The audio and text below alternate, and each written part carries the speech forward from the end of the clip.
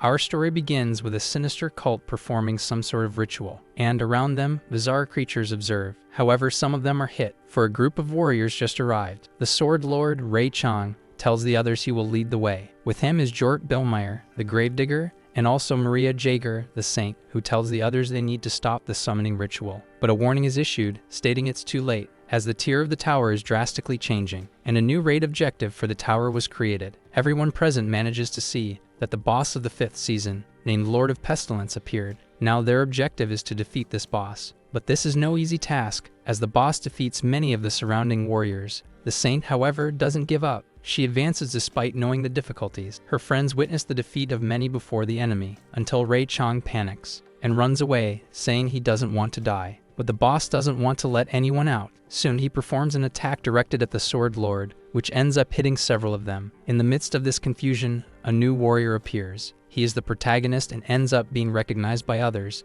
as the famous Hero King. As soon as he arrives, he heads towards the enemy. The boss attacks him without hesitation, but the protagonist manages to dodge the attack. This thrills the enemy, and right after this they clash. The battle between the two causes huge destruction in the place. The Saint and the others are amazed at this. The boss asks the hero if he's really going to attack alone, claiming humanity's hope is all on him. Not only that, but the boss says the hero's defeat will be lonely, drowned in the sea of pestilence, where nobody can reach or help him. But the hero says he can't let others see all his powers, so he was quite concerned about what to do. Soon, the enemy realizes his adversary was hiding his game. He didn't even have time to react, for, next, a great lightning attack hits him. The remaining warriors still alive witness up close what just happened, and upon seeing the Hero King triumphant, they realize they managed to defeat the enemy. With the fall of the Lord of Pestilence, they prevented the world's end once more, besides gaining several attributes. The system alerts that, for player Kang Yusung, who killed the boss, a legendary equipment piece will be made available. And with that, the whole world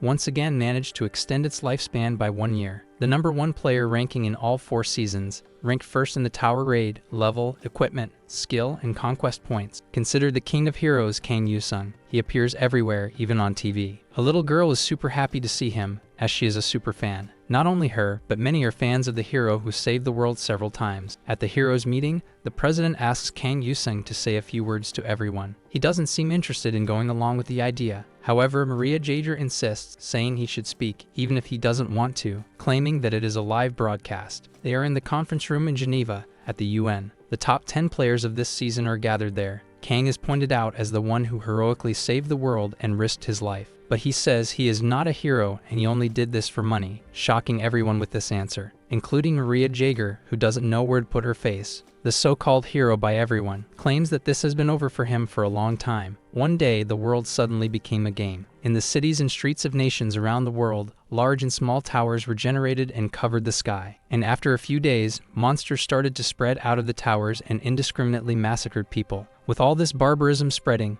everyone thought the end of the world was coming. But in the midst of that pandemonium, a light at the end of the tunnel appeared, because players showed up to combat the evil. They hunted the monsters tirelessly, and they did everything they could to help people. As a result, the rules of a new world were announced. Tower Break, the phenomenon where monsters emerged from the towers, could be prevented. But this was only if the tower was attacked within a specific time frame. Therefore, players who possessed superhuman powers and could attack the tower began to be seen as the world's heroes. When the Hero King's comment was seen by many, it became a controversial topic. He vented publicly in the most sincere and shameless way, so it could not have been any different. In the player forums, discussions about it heated up. The player community of the country, which naturally formed due to the world turning into a game, is a place where information about each raid is shared and where players can trade items. The Hero King himself visited the forums anonymously, until he almost got discovered because of a mishap. He steps away from the computer for a moment to breathe some fresh air, but he notices that outside his apartment,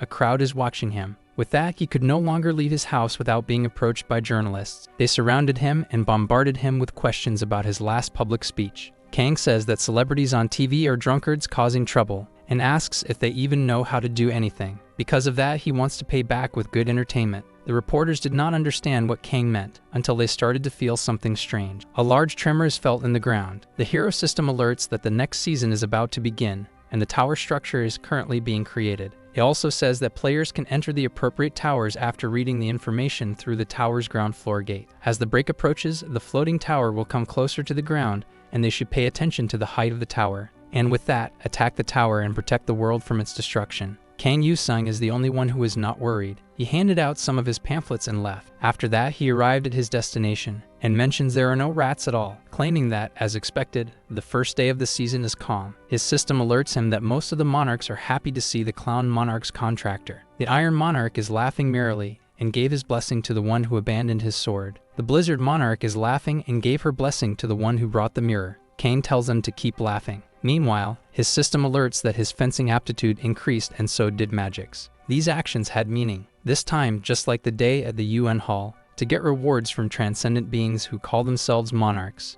and watch players like Kang Yu-sung. Next, the system alerts that the Gold and Legends Monarch is laughing hysterically and gave his blessing to the one who chooses Legends. This blessing has several benefits. Therefore, Kang Yu-sung wants to get them all at once. His system alerts that the one who chooses Legends has a strong influence on the player's geisha. After that, he realizes he obtained legendary equipment, called the Black Cloak with a golden cross, Aureate Fanaticism, with incredible characteristics. Kang Yu-sung thinks he now has a legendary defensive item, a heroic rank skill, and a heroic rank artifact. With that, he is more than ready to enter the tower. His system alerts that the Gold and Legends Monarch withdrew his blessing to the one who chose Legends and blessed his t-shirt business. After Kang Yu-sung enters the tower, he already encounters some enemies. The current tower is of the Moon Blood Orc species, and his goal is to defeat the Orc boss on the highest floor. Then, Kang Yu-sung wonders if he should now test his heroic rank skill. With the amazing attributes of the skill, he triggers the Frozen Sword and even increases his ice compatibility, having an additional effect and cold breath. Kang Yu-sung thanks the Blizzard Monarch for this and launches an attack with his new skill. When he attacks, he virtually conjures ice storms against the orcs, thus freezing many of them. Even though they outnumber him, the enemies cannot fight the protagonist head-on, and after freezing everyone, he advances. Not only that, but his system alerts him about the rewards he obtained. Kang Yu-sung quickly clears the first floor with flying colors and wonders if he should save the world again. The protagonist's system alerts that he has reached the second floor. But when he arrives, he is surprised, as a horde of orcs is setting up camp, until one of them senses a strange presence, and it is said that the warrior is there and that he will take them to Valhalla. Soon, they will fight with honor and die. The protagonist tells them to just wait, for it will send them straight to paradise. Sometime later, the fight is already over. He reaches the fourth floor and is pleased with leveling up. He just finds it a bit tough that there aren't any floors for rest. Amidst his thoughts, a system alert informs that the Song of War guards are blocking the way to the boss room. He thinks this is a perfect way to draw everyone in to face the elite monster that he is. After this, his system informs that the Steel King blesses the Song of War guards. The orcs feel this blessing and rev up for the fight, saying that Valhalla is waiting for them and they want to pursue the warrior that will lead them there. They chant the anthem of blood and steel for the Steel King. The protagonist states that his enemies didn't even let him breathe. However, he doesn't seem saddened by this and attacks them. In the midst of the fight, he notices something different. One of the enemies advances towards him with fury, forcing him to retreat for a brief moment. Yet he does not stop fighting and keeps attacking. However, he realizes that his damage is not enough. So if the enemy is an elite warrior, he must be resistant to ice. Then he pulls back to think of a better strategy, stating that he needs to strike a sure fatal blow but lacks the right skill for it currently. With these specifications and equipment, he is practically in the semifinal class. The icing on the cake is the forging of the Frozen Sword, a heroic ranking skill, and also a heroic artifact. Then the protagonist opens his inventory, yet he is uncertain if he can withstand using this item, as the system warns there's a risk if used, stating that those who do not act cannot go to Valhalla. Without further delay, they throw their axes. Then the protagonist says it is no time to hesitate and activates his artifact, called Frozen Heart. Through this, the essence of a powerful ice magic is detected. The ice effect of the equipped skill cards was reinforced. Kang wonders,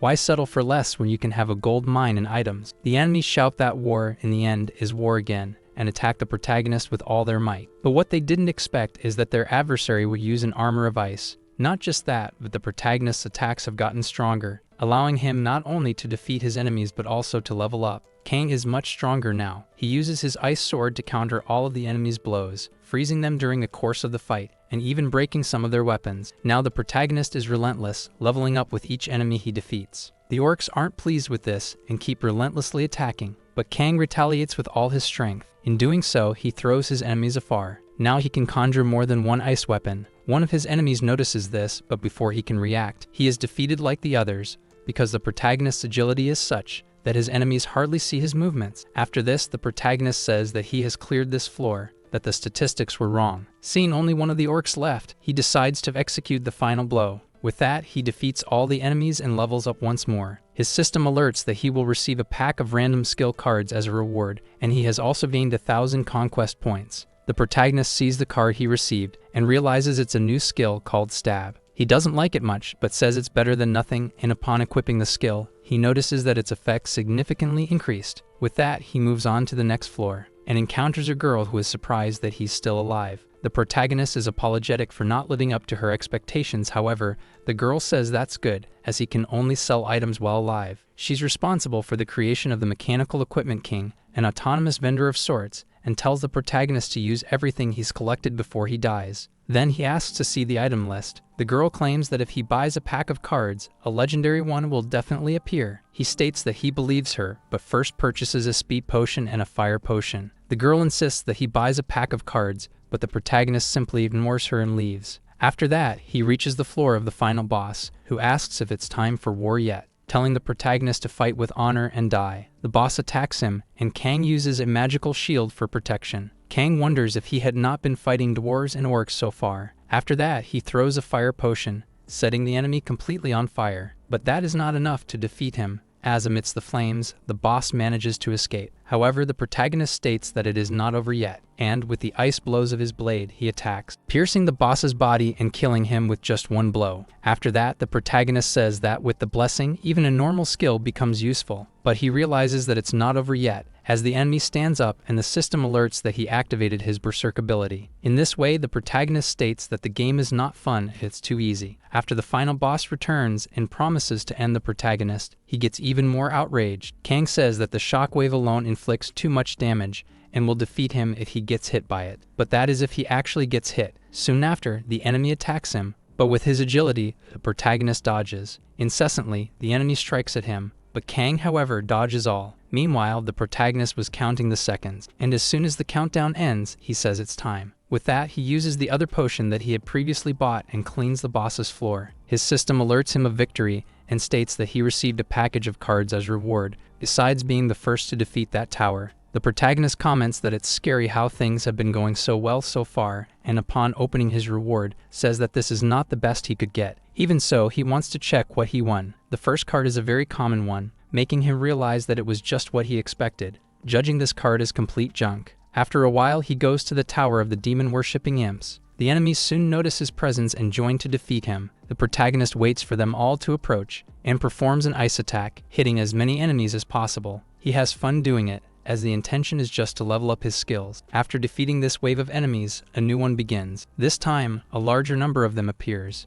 But for the protagonist, this is nothing. He tells the enemies that he will be able to get through all of them without difficulty. Just as he said it, he does. With his ice skills, he defeats all the enemies with ease. Not only that, but he also boosts the level of his ice skills, until suddenly, the system alerts that the tower boss appeared. The heretic imp wants to honor the demon king by spilling his adversary's blood. Soon, the leader tells his faithful followers to hurry up and move in the protagonist's direction. But as they do, they are quickly defeated, as Kang's ice magic is much stronger than the enemy attacks. The protagonist's system alerts that the icy status effect was applied to the tower boss. With that, Kang claims that the enemy appeared just in time for him to test something. The system reveals that the glacial synergy reinforcement effect increased the number and type of weapons created additionally. With that, the protagonist has a greater number of chilling weapons that he can create. Soon he decides to test this hypothesis, creating several ice spears, and then throwing them towards the remaining enemies. The imps, who were already at a disadvantage, are now merely frozen punching bags. Kang shows no mercy to his enemies, and after defeating all, cleans the tower entirely and gets some bonuses for that, including an equipment ticket. But since he already has a legendary one, this now becomes useless. The protagonist notes that the frozen blade apparently doesn't get any weaker, even if he splits it into multiple pieces. For now, he doesn't feel any difference with 8 of them, until the system tells him to greet his shadow, as one of the tower's factions showed great interest in his performance. The system explains to him in detail what this organization is about. Then he meets the Dark Council. The person responsible for this council says they remembered the protagonist, and asks if he would like to meet his shadow again and join their whispers. Kang thinks this is not bad at all. He responds that he would really like to join them now, but there is a bunch of other factions that are desperately trying to put an end to the Dark Council. Their leader says that the veil will cover the protagonist too, and asks if he has already forgotten the dark power. Far from it, the protagonist says he only brought it up because he knows well how that power works. He thinks it's hard to get what you want just with words. Even so, he says he wants a shadow beast. If they provide one for him, then they might as well add a rare dark element ability card. The shadow leader tells the protagonist not to summon his own existence, since his existence as a mortal in this world is transient. Thus, the protagonist says that he has no chance of working with them and that they will never meet again, since he has done so much for everyone and they don't even want to reciprocate. However, the shadow leader doesn't let him leave. Even unwillingly, he fulfills the protagonist's wish. Therefore, Kang receives a message from his system that he has acquired a shadow beast. In addition, he has received a special achievement for adopting a cat and has even earned 100,000 achievement points. The protagonist is even getting used to this, but that was just one of his requests, since he also demanded a rare shadow skill card. So after getting the card he requested, Kang agrees to join the Dark Council. In this way, his affinity with the mentioned faction increased. After leaving there, the protagonist imagines that this season will be great and that he should continue the progress while everything is going well. Or perhaps he should stop now, while he's feeling great, and start adjusting his condition. Until, amidst these thoughts, someone calls him. Half-heartedly, the protagonist already thinks about what might come next. Several reporters appear to interview him. They've already heard of his latest achievements. However, the protagonist is tired and only gives evasive answers. The journalists insist on trying to get some information from him, asking questions about his latest actions. They even mention that this season's race is heated. Kang asks how many people were there. They say that apparently 5 veterans from the Chinese Party Guild, led by the Sword Master. However, 4 players were killed during the attack, so the protagonist says that this guy is more of a shield master, since he used human shields. The reporters ask if, with that comment, he is trying to provoke a possible adversary. Kang asks how many people this guy was with. Someone answers that he was alone. The protagonist says that this warrior must have been full of vigor from the first day, but secretly thinks that it makes no sense to enter the race from the start, since everyone knows that the saint is collecting skills and items first. And it also seems that the gravedigger is not going to participate in the game at this time. Apparently, he plans to accumulate tier 4 items. With that, the reporters ask what the protagonist thinks about this. He replies that he simply thinks that warrior is crazy. In this way, they understand that the protagonist is not going to participate in the race with the Sword Master, but he says that he, in fact, is also crazy, and that if he had to choose between being a winning or losing lunatic, he should try to be the one who wins. Finally, he asks if there is anyone who can help him reach the tier 5 tower. After a while, the protagonist finds himself alone. He says there is only one thing that holds back the glory of victory. Even seeing that many bet on his victory, for him, this has gone beyond the level of a battle for pride. He knows that the player who must already be inside is the Sword Master, and that he is willing to play for real. After deciding to enter the tower, the system passes on a mission summary. The Cavalus Empire or the Rhodia Kingdom? Kang must fight for whichever cause he finds more just. He realizes that the communists are fighting for imperialism, and even if he had to choose, it would be the kingdom anyway, because in this game, the disadvantaged side apparently gets the best rewards. Thus, he chooses the kingdom of Rhodia and heads to the palace fountain. When he gets there, those present notice that a player has arrived, and are overjoyed at having him there, claiming that the visitor appeared to save them. However, the protagonist does not like what he sees in the strategic planning room, and realizing the way they are dressed, concludes that the battle is near. As he approaches, he asks who is in charge, but there is no response from them. Then, a man appears saying that the visitor is being insolent, and asks if he cannot abide by the royal laws in front of Lord Muta Duchamp, commander of this place, heir to the royal family, and leader of the Duchamp Marquisate. Kang simply asks the leader if he thinks they are going to win the battle. The leader responds affirmatively,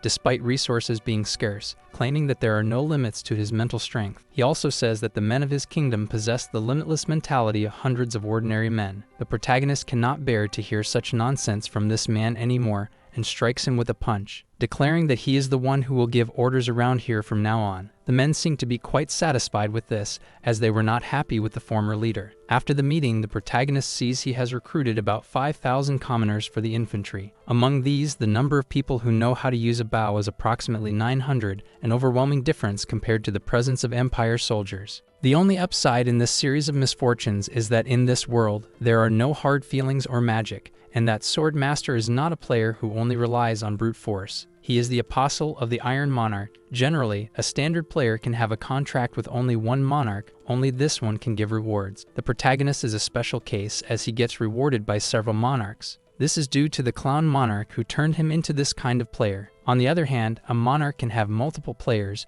but there is only one player who holds the title of an apostle and is favored by their monarch. A monarch goes all out to help the apostle, but of course, there are restrictions. For the sword master, abilities related to the Iron Monarch cannot be primarily used in an attack. For this reason, the protagonist doesn't find this fight that bad, but he realizes that the pressure on the soldiers from there will be different since you never really know how much of the world inside the tower can be considered real. Whether these people are alive or they are simply virtual beings that exist in the tower, it's impossible to find out. Either way, there's nothing to be done about it. He just wants to find a way to lift the soldiers' morale. Just before the day of the battle, the leader of the soldiers announces that a great visitor has come to the kingdom of Roya. Moreover, Muta Duchamp is dismissed from his commander position, and the player himself will lead them. Soon, the soldiers realize that the previous incompetent leader was kicked out, and they associate this with something really good. This alone was enough to lift their spirits, making Kang realize he worried for nothing. But then he notices a change of behavior, and one of them reports that the Empire has launched an attack. The archers immediately ready themselves to act and launch their arrows at the enemies. An archer says that the Imperial Army's offense is strong because they're at the forefront of the gates, and if they could subdue them,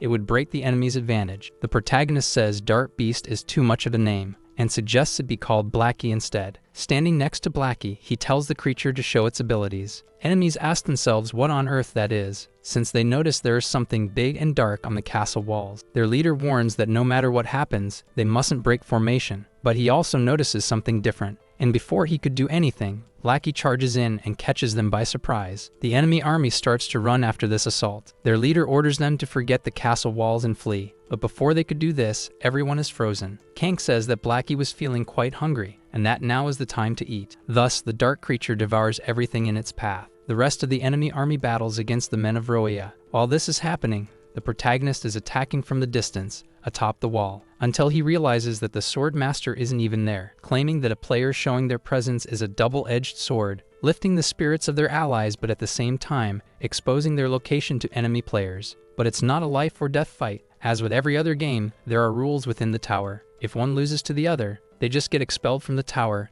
and the attack is deemed as a failure because, inside the tower, a player can't kill another one, but the tower can kill them. The protagonist believes he wouldn't die in the tower, but that does not mean it's okay to lose there. He starts to understand the opponent's game. His allied forces had their morale boosted, but that doesn't secure a victory. A while later, the fight is about to end, but the opponent still hasn't showed up. Soon, the protagonist starts to wonder if he will appear after everyone has been killed, until something unexpected occurs. The swords of the dead soldiers begin to move. The Rhodian army does not know why, unlike the protagonist who claims that this is a move by the adversary player and wonders where he obtained a heroic rank skill card. He deduces it may have just been luck, or even that the monarch himself granted this ability. Kang is attacked, but dodges. Meanwhile, he thinks his adversary has been preparing all the time, but claims he also did so because he was not messing around just waiting to be attacked. He also says it's too late for his opponent to act, as his level up is complete. Next, more enemy soldiers appear, and the protagonist realizes he is the target.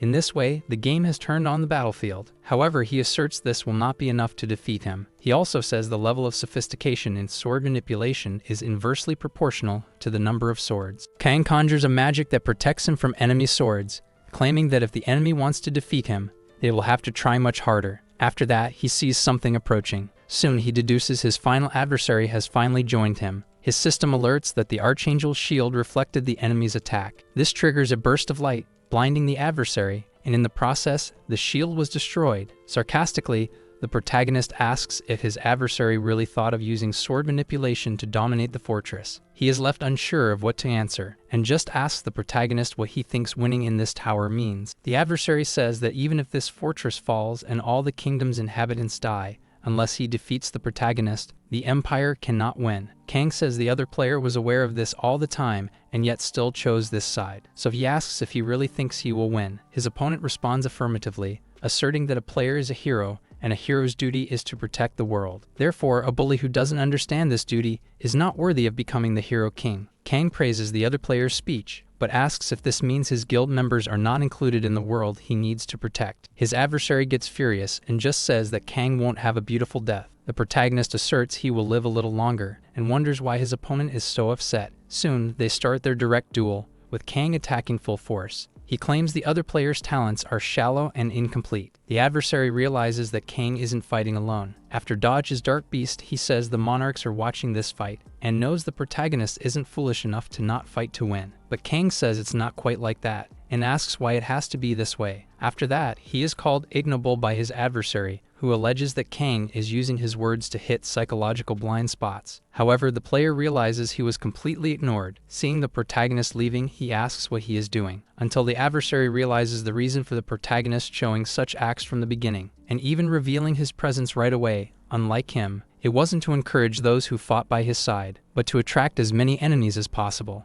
In this way, the other player is desperate and tries to chase the protagonist in an attempt to stop him from acting. In the command room of the Imperial Army, the person in charge discusses how to stop the monster they are facing. He gets furious and asks what his visitor is doing. His men try to calm him down until the protagonist shows up. He says that the way to win a game is not limited to just one way. The men there are astonished to see a player and wonder if their gods have abandoned them. They know they must protect Duke Barmet, but they are no match for the protagonist, as Kang defeats them all with ease, until someone approaches. The rival player sees the protagonist fighting with his allies and doesn't like it at all. Kang says he should have stripped the officers of their clothes and hid them among the soldiers, claiming that all he needs to do is stop the Empire's advance. Sure, his adversary should know that. With that provocation, the opponent gets furious. Meanwhile, the protagonist's system alerts him that he has completed the siege of Palace. All important leaders have been killed, and the rest decided to retreat. Even so, the other player still wants revenge, but Kang is just concerned about the reward he will receive after completing the mission. His system shows him his options. Therefore, he ironically thanks his adversary for having provided this, and even sworn to death, he scorns the opponent and only worries about rescuing his prize. Then he chooses the ability called Sword Manipulation, obtaining the Steel Synergy, which gives the effects of cards and skills of the metal attribute greater reinforcement. Your enemy asserts that it's not over yet, but Kang doesn't care. He simply walks out of the game, leaving him talking alone. Outside, he doesn't look as satisfied as in the game. Through his system, a monarch asks him if he wants to be a hero. Kang thinks that around this time, he always dreams of this day and makes the same choice. The monarch warns that he will be the hero of heroes, but for the rest of his life, he won't be understood by anyone. Not only that, but he will become a laughingstock and a joke to others, and assures that nowhere else will he find something so tragic and comedic. Thus, Kang thinks that this dream has been repeated countless times. This monarch, known as Clown, made a deal with the protagonist, and since then he has been living his life as predicted. On another day, he wakes up to his cell phone ringing. Upon checking, he realizes he already missed 4 calls. Not only that, but someone is already knocking on his door looking for him. Kang was beginning to wonder why he had such an intense dream, and now wonders why all this noise so early. Upon answering the door, he realizes it is the general manager and questions what such an important person is doing there. He is Park Tashik, known as Master Park, and says that the protagonist got cocky just because he was a bit tough on him. Park is a player in the top 30 rankings who made a deal with the Monarch of Assassins and is better known by the nickname player Deadly Blade. In addition, he is the general manager of the National Intelligence Agency, working under direct orders from the Blue House. Seeing him up close, Kang says that the manager looks tired and asks if he also had to run a bit on the first day. Park replies that he doesn't have time for that. He says that since the first day of the season, all warmongers worldwide are lining up players on the front lines and forming a serenade of destruction. He also questions why Kang didn't answer the phone, given that the sun rose some time ago. The protagonist simply responds he was sleeping. Park soon points out to Kang, saying that his life is very messy. Ironically, he stumbles over some trash and falls. He gets angry and suggests, instead of going around selling t-shirts of the King Hero, Kang should reassess his way of life. The protagonist is somewhat embarrassed, and judging by the way he lives, Master Park says that he seems more like a son of darkness. He also mentions that Kang has already earned quite a lot, and asks why he still eats at the nearest restaurant 3 times a day. Kang replies that he likes the food there. Park expresses that it makes him want to try the food there someday. Kang thinks that his story with the manager dates back even before the world turned into a game. The protagonist was already a known player at 15. The LAN house where he frequented witnessed his impressive feats, including the manager who was none other than Park Tashik. He thought Kang was an amazing player and even advised him to turn professional. Back then, the protagonist played just for fun, but the manager convinced his parents and volunteered to look after him and refine his talent. Then, one day when Kang turned 18, he was waiting to make his official debut. But before that, the first season happened, the end of peace. Along with this came the first tower break they faced. Kang, like everyone, was super scared. He witnessed up close the horrors that came with it, and almost got killed on the day by one of the creatures. But fortunately, there was somebody by his side. Manager Park showed up and fought for him. With this, he defeated the creature, giving them the advantage to run away together. However, for the protagonist, his loss was considerable, since on the same day he lost his parents. Alone in the world, he was desolate, and Manager Park became his only hero. Thus, they formed a deep friendship that lasts until today. Back to the present moment, Kang asks what the manager aims to do at his house. He responds that he is there because of the association. The protagonist inquires if the association still wants to use him. KAC, Korean Players Association, is also the only guild in the nation, an absolute organization that administers the players. Park asks if Kang knows the Players Academy that the association built last season. The protagonist asks if he is referring to the slave factory. That's right, Park says that apparently, the first graduation exam will take place within a week, and they want Kang there. However, he assumes that the protagonist won't go and says he just wanted to let him know, claiming that Kang does not need to worry about these things. But to his surprise, Kang says he will attend. He also says that it would be a good idea to look closely at the new players who are going to carry the future of the nation on their shoulders, but he has a condition for going. He wants the association to change the date of the examination to the following day at 5 o'clock in the morning. The next day, with 5 minutes to go before the examination, the academy is already full with the participants. One of the attendees already knows about the protagonist and also that he is assessing them. However, another thinks that anyway, everyone will graduate. He just doesn't like having to do it at 5 in the morning, calling the protagonist arrogant for choosing this time. The president of the ACGA asks Kang what he thinks of his students. The protagonist affirms that they have been carried since the beginning. Lee Sinongo feels a little embarrassed, but politely asks the protagonist to evaluate his students carefully. Kang only says that the conditions are those that have already been established. With this, he agrees to test the strength of these rookies, therefore, the final decision about their graduation will also be up to him. Even noticing a tone of superiority, the president agrees to let the protagonist act as he sees fit. He thinks his plan is perfect, since it is still the beginning of the season and the students are also talented. Therefore, even the heroic king will not be able to do as he pleases. But soon after, Lee Sinongo changes his mind, for he sees with his own eyes the students he believed to be excellent getting beaten by the protagonist. After defeating everyone, Kang stands in front of a defenseless girl who is already crying over her failure, but the protagonist says she passed. The girl asks how. He answers that it was pure luck. Kang argues that she was the luckiest of the 12, so she was the only one left, and tells her to remember that luck is everything for a player. He also says that for now that's it. He congratulates her on her graduation and then tells them to turn off the cameras. Furious, the director appears and asks what the meaning of this is. The protagonist surprises him and says he knew about his intentions from the beginning. He says that all the students are relatives of association executives or have strong connections. For this reason, he concluded that he was called there to test their progress and collect data. Kang says the director wants to pick up those rankers who can't maintain their positions and just graduate them to use them as hunting dogs. With this, he calls the entire organization rotten people. Hearing this makes the president angry. Lee Songo asks what an arrogant brat like him would understand about this,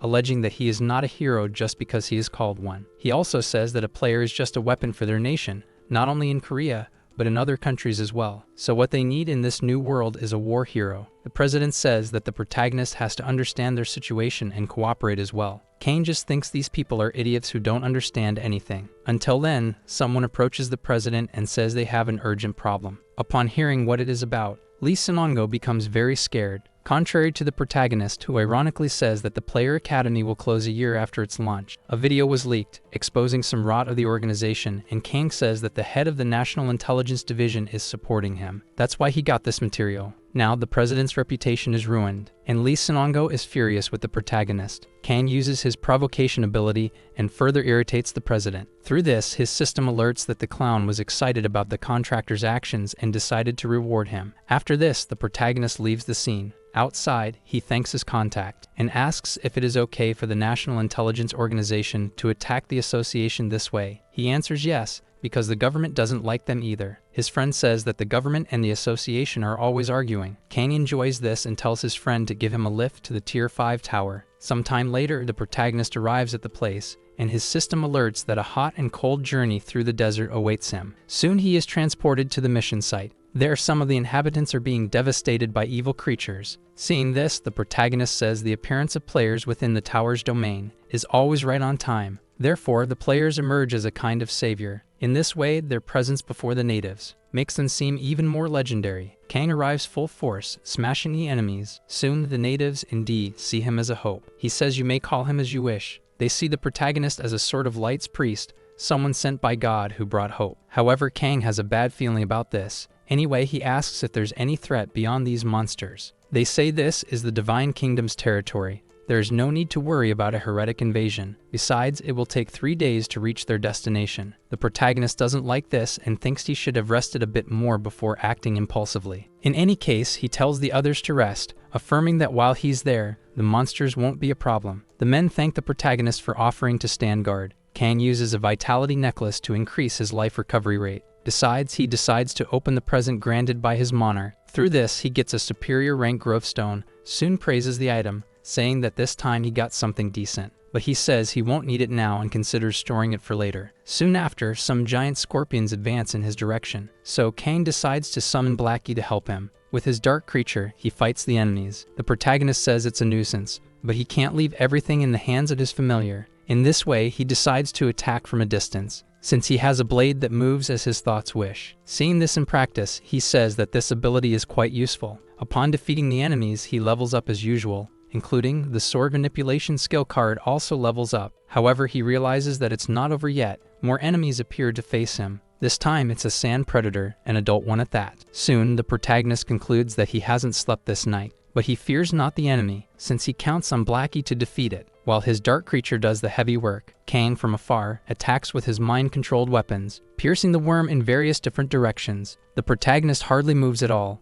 After all, there's no need due to his weapons. He defeats the enemy with ease, using ice abilities. Thus, he also elevates the ice traits level of his skills. The day dawns, and they start the journey to the destination. Seeing a fleet of knights, Kang asks if they're allies. One of the men says these are the brave warriors who serve the light god. However, Kang asks what were they doing that they didn't help last night. His ally answers that, in terms of priority, these knights prioritize protecting their goods. Therefore, under any circumstances, they protect the wagon with the items. The protagonist asks what the Knights faction is. His ally answers that they're the honored Knights of the Order of the Bloody Cross. Sarcastically, the protagonist asks if these knights are sheltering a golden calf or something inside the carriage. The knight's leader tells the protagonist not to pay attention to the carriage, for he should focus on the task assigned to him and nothing else. With that, Kang realizes that they're knights who use the aura heart, and even made the light's apostle go there. After that, Kang says the knight has awakened even more his curiosity about the contents of the carriage. He tries to imagine what's inside, for it must be something pretty valuable to have so much protection around it. One of his allies is quite embarrassed by the protagonist's audacity, but Kang abruptly pulls him next, for he saw that he was about to be hit by an arrow. Then he says that unless they want to die, everyone should go to the ground. Soon, while air attacks are made, they try to protect themselves. One of the allies screams, saying they're being attacked by heretics, and wonders how these heretics dare enter the Divine Kingdom's territory. In any case, the enemies advance, and the protagonist wonders how the knights intend to react. The knight's leader tells the others not to let their goods fall into enemy hands at any cost, and also to activate the aura shield. Kang realizes that, in the end, they don't care about their own companions, for they only want to protect the so-called golden calf. Next, he gets a system alert, saying to protect the caravan and transport the items safely. Thus, he prepares to fight the enemies, and throws attacks from a distance. One of the heretics says the attacks can't reach them, but notice that the protagonist wasn't aiming at him, and then he falls off the horse as the attack came from the ground. After that, Kang appears above them. However, just as he was about to attack them, he notices something different on the enemy's face, and sees that he is, in fact, a desert elf. This changes Kang's plans. Instead of attacking, he is now protecting the elves. But his help is not well received, since the fallen elf gets up and tries to attack him. Kang defends himself and meanwhile asks the elf what is inside the caravan. The elf thinks he is trying to manipulate him and does not answer. He then tells the others not to listen to him, as they should shoot mercilessly. Soon, the other elves shoot their arrows, but the protagonist protects the elf and himself with a magical shield. His opponent says that even if he is captured, he will say nothing. Kang tells him not to worry about it, and that he just wants to know what is in the caravan, as he needs this information to decide which side to take. He also says that he did not defeat them just because he did not want to, as that would be nothing difficult for him. So the protagonist makes a demonstration of his power, leaving the elves in awe. With all the elves in his sights, he says that if they move even a finger, everyone will perish. With that, he asks again what is inside the caravan. The elf says that they are not goods, but rather Princess Syria. Knowing that their princess has been kidnapped, the protagonist tells the elf to go back and spread the news that he will do them a special favor and let everyone live. Seeing that the elf is hesitant, Kang tells him to back off now or everyone will die right there. Then the elf gets up and, with his allies, leaves. After that, a knight approaches the protagonist and asks why he let the enemies escape. Kang replies that he needs to confirm something first. Soon he heads towards the carriage, contradicting what the knight had said earlier. Because of this, he has a sword pointed at his direction. The knight says he cannot let anyone approach the caravan, even if it is the Apostle of Light. Kang summons his dark creature and tells the knight to step back while he still can. In this way, he manages to get to the caravan, and upon opening the doors, he asks the person inside if they need help. He comes face to face with the elf princess. She is Syria, princess of the kingdom of Ayub, and is not at all happy to see him, because she claims that she does not need the sympathy of a heretic. The protagonist's system warns him about neglecting his duty, alerting that the Monarch of Light warns the player of his actions. Kang says that, if that is the case, he has no other choice. He defies the system and breaks the chains holding the princess. By doing this, he achieves a hidden feat and earns 300,000 conquest points. Now the tower's objective has been updated, and with that, the difficulty of the mission has increased. The protagonist says the game is over, but claims that freedom is incredible. His system says he will pay for challenging the light and warns that one of the tower's forces has turned against him. Then sentinels of light appear in the sky. They obey the Monarch of Light and execute his will. On the ground, the leader of the knights says that the Apostle of Light has corrupted, and that it doesn't matter if he is a visitor, for now he is a heretic who defied the light. Kang says the knights are changing their attitude just because they got some support, but he tells the princess not to worry because he also has support. His system warns that he obtained support from the Monarch of Shadows in his decision. Now the lights will go out and darkness will be spread. Not only that, but the Dark Council grants a buff called Curtain of Absolute Darkness. With this, all the knights' vision is distorted due to the dark curtain that has taken over the environment. Kang knew that this side would have a reward even better than it would have if he had stayed in the light. After this, the knights do not see the attacks coming from the darkness, and one by one they are caught by it. Up high, the heralds of the Monarch of Light cannot help them, until one of them decides to use the light to make way. With this, they can see what is happening on the ground, and witness the defeat of the knights before the darkness. Soon, they become furious with whoever caused all this, but before they could do anything, the protagonist attacks them without thinking twice. They wonder how a mortal dares to do this, and Kang's system alerts that the Sentinels of Light have acquired irreversible hostility towards him. On the other hand, friendship with the Dark Council faction has increased considerably. In this way, he levels up and increases his aptitude with dark powers. Finally, his system emits a new alert, claiming that an immeasurable number of factions in the tower are observing his actions. The world of the towers and the world within them are not the same. The Knights of the Bloody Cross and the Elves of the Desert are creatures within the tower, who make up the internal world, yet the monarchs and their factions are on a level above that, which would be the world of the tower itself. The player is an agent between these two worlds, practically the same thing as a monarch's forces interfering in the tower. However, players are not mere puppets who follow the will of the monarchs. By understanding things that are beyond the text, the player within the tower can make decisions that go beyond imagination, just as Kang can predict that he would receive a better reward as a member of the Dark Council if he went against the forces of light. If you have an idea, you cannot hesitate to execute it, because even the monarchs themselves cannot challenge the rules and restrictions that bind them, no matter how much the Light Sentinels detest him for contradicting their monarch. As long as this place is a Tier 5 tower, no angel above rank 8 can descend from the heavens, because these are the rules of the tower. Therefore, only the heralds who are there attack the protagonist. But due to darkness, their vision is not very clear, so their attacks end up hitting their own allied knights. Kang thinks that they don't care about their allies, but the followers of light themselves were not that different, and for the protagonist it makes sense that they meet this end. Anyway, Kang claims that his vision suddenly became clear. He thinks the buff's powers are amazing, but the enemy is quite strong. So first and foremost, he needs to do something before it's too late. So Kang goes to the princess and removes her from the war zone. Next, he calls Blackie and gives her the gift he received earlier to help protect the princess. With this, he uses the higher rank growth stone on his partner, further boosting the power of the dark creature. The princess sees an attack coming and warns him. Kang, however, didn't need to do anything, and even without the princess realizing it, ended up being protected by the dark creature, which managed to absorb the attacks coming from the sky and reflected them back. The protagonist thinks this is great, because his strategy worked. Unlike him, the enemies claim that this is futile, as they say these blades cannot hit them. Kang, however, ignores them and moves forward, so the Light Heralds prepare to attack again, until one of them fights hand-to-hand with Kang. The protagonist tries to hit them from behind, but the enemy is smart and dodges before being hit, forcing Kang to think of something different. He realizes that facing them head-on is making him lose balance, so he wonders if he really needs to move while fighting. After being attacked by the enemy, Kang realizes that the fight is harder than he predicted, and wonders why they are so fast even with debuff. Anyway, there is no other choice but to keep fighting, until, in a moment of distraction, he ends up being hit by the enemy. Soon he thinks that flying around is quite annoying, because Kang would like to finish off all opponents at once, so he considers using his secret weapon. But one of the heralds says he won't let him do that, leaving the protagonist unsure what to do,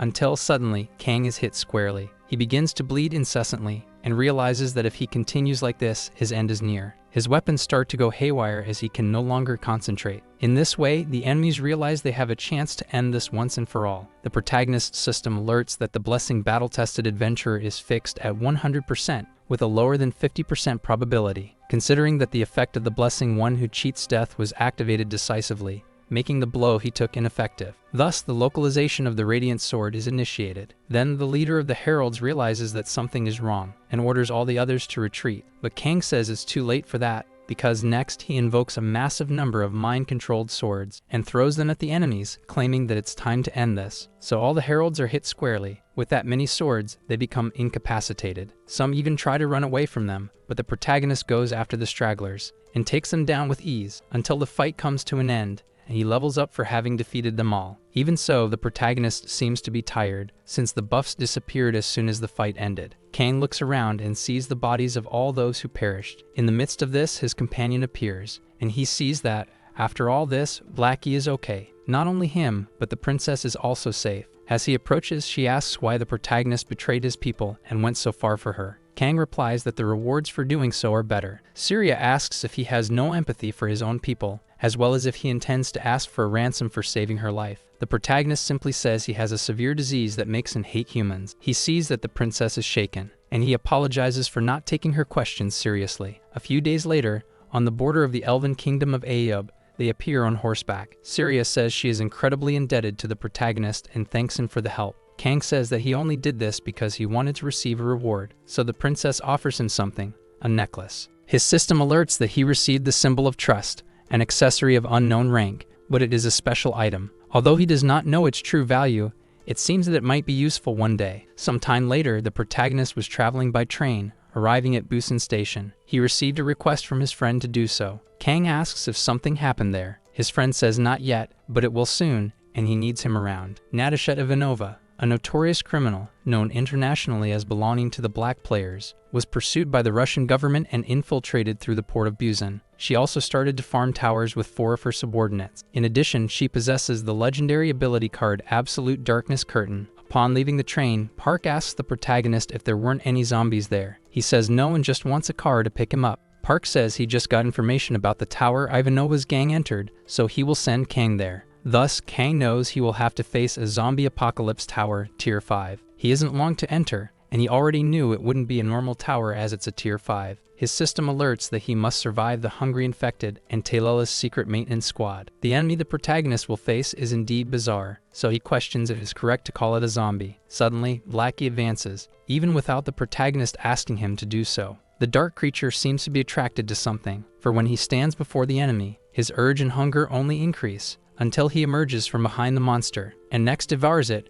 transforming into a giant whale. Kang realizes that eating the growth stone really changed his cat. After devouring the target, Blackie is super satisfied. Next, Natasha Ivanova appears, saying she's been waiting for the protagonist. She calls him the hero of heroes, stating that someone like Kang would not leave a villain like her alone. Kang says he knows exactly who Natasha Ivanova is, an associate of the Red Mafia, who was pursued by the Russian government and infiltrated with her subordinates through the port of Busan. Natasha asks if he intends to throw her in jail. He replies that no, but affirms he does not know what she is relying on to be so relaxed in front of an enemy. The criminal thinks the Russian Foreign Intelligence Service's opinion of her must be quite unfavorable. Kang says her little gang must also be formed by Zaslan members and deduces they intend to corner him and leave him for the zombies. Natasha says Kang knew she was from the Russian intelligence and asks if he will still face her. The protagonist says he's not there to become zombie food. He just affirms there's no other way to steal legendary ability. So, Ivanova thinks she was right about the protagonist. Next, she orders all her men to attack. They do so, and with firearms, they unleash several shots. But the protagonist is quick enough to dodge all the bullets. After that, he goes after the opponent. However, somehow, Natasha manages to escape. This, in a way, impresses the protagonist. And now he is in the dark. Kane realizes that Natasha disappeared into the darkness, and immediately after, has to defend himself from her team's attacks. He realizes that, in total, there are 3 riflemen and 1 sniper. While dodging the shots fired in his direction,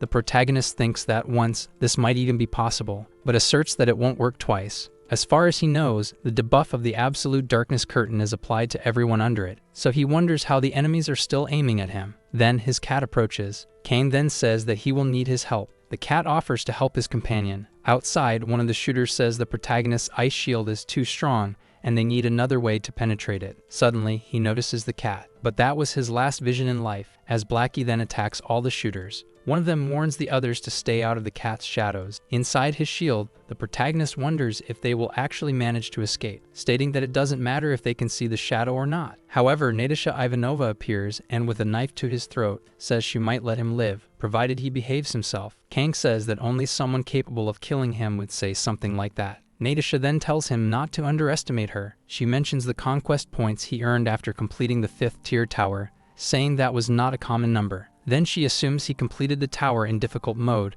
yet pursued a lesser challenge afterwards as he did last season. Outside, the men try to escape the shadowy cat, but they are not doing so well. The protagonist knows this and was waiting for the right moment to act. Soon he asks how his adversary plans to kill him. When everything she sees is a lie, Natasha realizes she had been talking to an illusion up until now. Not only that, but she fell into the protagonist's trap. Kang says he knew from the start that this wasn't the absolute darkness curtain, since he knows that it somehow interferes with the opponent's senses, leaving him with only one option, a legendary illusion ability, which allows to manipulate the target's visual information. This ability is called Oculus. Realizing her strategy was exposed, Natasha Ivanova is floored. Soon, the protagonist takes advantage of this opening. He says it takes a good scammer to trick someone, but it doesn't seem to be her forte. He also says that Natasha will be the only person caught by a zombie now. However, while he has her cornered, the protagonist receives an alert from his system about the death of a player. His system also says that Taylola's secret squadron detected the presence of survivors. Several of them are in Zone B16. Natasha and the others see another squad approaching and realize they need to run immediately, but they have no chance as they are spotted soon after. One of the Iron Soldiers applies confidential protocols, eliminating the target at once. Kang sees this happen and wonders whether he can stop this thing or should defuse the shield first. But amidst these thoughts, he is also attacked. Soon, he realizes he won't have much time to think. Suddenly, there's a change of scene. Natasha notices it and is startled. However, it turns out to be the NPC merchant, who claims it's a waste for 2 players to die without using all their conquest points. She blames the protagonist, and he apologizes, asking what he can do to make amends. The merchant offers him a pack of cards, but Kang refuses to buy. He knows when the shop opens, there's no peace treaty to be observed, so he tells the merchant to offer the card pack to Natasha. Kane also knows that the attacks happening in front of the shop are going to upset this girl, and these players knew what that meant. The merchant says that Natasha won't make it out alive anyway, and so she offers the card pack, claiming she might get lucky and draw a mythic card that could help her survive. The protagonist asks if selling card packs is the only thing this merchant knows to do. Then he is shocked to hear that Natasha Ivanova will be using all her 374 conquest points to buy random card packs. After that, he simply observes. Natasha opens the packs and only draws common cards. Soon, she is extremely frustrated for not getting something good. The merchant tries to cheer her up, saying there is still a chance. She grows increasingly nervous. In turn, Kang comments that he finds it quite amusing to watch the circus burn. After opening countless card packs, Ivanova is left with just one in hand, hoping this pack will have something good, for otherwise it would mean her death. She thinks that a mythological card is dreaming too much, yet if she can at least get a legendary, or even a heroic one, it would suffice. But she isn't lucky, therefore the saleswoman tries to console her, offering a potion. The protagonist interjects, saying this is the right time for her to close the shop. The saleswoman says that, considering the unexpected deaths before, besides the fact that both have made sacrifices and faced problems, it's time for a legendary to appear. Consequently, she claims that the next package purchased will contain a legendary card. The protagonist's system warns that the Helm Monarch is in shock. He says he can't offer help, hence, Natasha Ivanova swore at him in Russian using all kinds of names. Kang says that these curses are inefficient, and he ends up agreeing to buy a pack of cards. With that, he ends up drawing a repeated card, but his system asks if he would like to upgrade it with the combination of skills. He thinks this is better than getting a useless regular skill, and wonders what it will be. At this point, Natasha is extremely furious with him, but the protagonist ignores her because the saleswoman says she's already about to leave. However, Kang tells her to wait. Even so, the saleswoman leaves, and again, Natasha Ivanova resumes the cursing. Without further hindrances, the Iron Soldiers prepare to attack, because they're going to reapply the confidential protocols and eliminate all witnesses. But before they do that, the protagonist manages to eliminate Natasha Ivanova for good. After that, he advances towards the soldiers. Kang isn't about to die there, like his last enemy, so he fights with all his strength, and consequently, eliminates several of the soldiers. While he attacks with his mentally controlled swords, the soldiers counterattack with heavy military weaponry, firing laser beams in the protagonist's direction. Kang is surprised, since all this is coming from a pharmaceutical company, and thinks he should buy some pharma stocks when he gets home. But for that, he needs to defeat these soldiers first. However, he claims that the company controlling these soldiers won't be on his shopping list because through the destruction he caused, eliminating this large number of soldiers, their loss will be huge, and maybe this company will go bankrupt. After destroying everyone, the protagonist completes the zombie apocalypse tower and even receives a random equipment ticket. As a reward for being a victorious survivor, he can pick one of the failed player's skill cards. He doesn't even need to check all of them to know which one he wants and promptly selects the Oculus skill, once belonging to Natasha Ivanova. When the tower is completed and players return to the previous world, those who failed also return. The protagonist notes that two of the group and Natasha died fighting Blackie, and due to pain, probably weren't able to get out of there. However, this only happens when the tower doesn't cause definite death. Before leaving, Kang wishes Natasha Ivanova a good job. She wonders why he's saying that. Kang asks if she wants to get arrested, because if she does, she should just turn herself in to the nearest police station. Natasha asks if he's just going to let her escape. He says yes, and asks Natasha to tell everyone that the Hero King is amazing and they shouldn't get in his way. He also says that the dead don't tell tales, so he needs her alive for that. Later, Park asks why the protagonist left the enemies alive. He answers that it was for the compensation of the legendary skill they left behind. This leaves Park quite irritated. He asks why the protagonist would let those who betrayed him return with their heads still on their shoulders.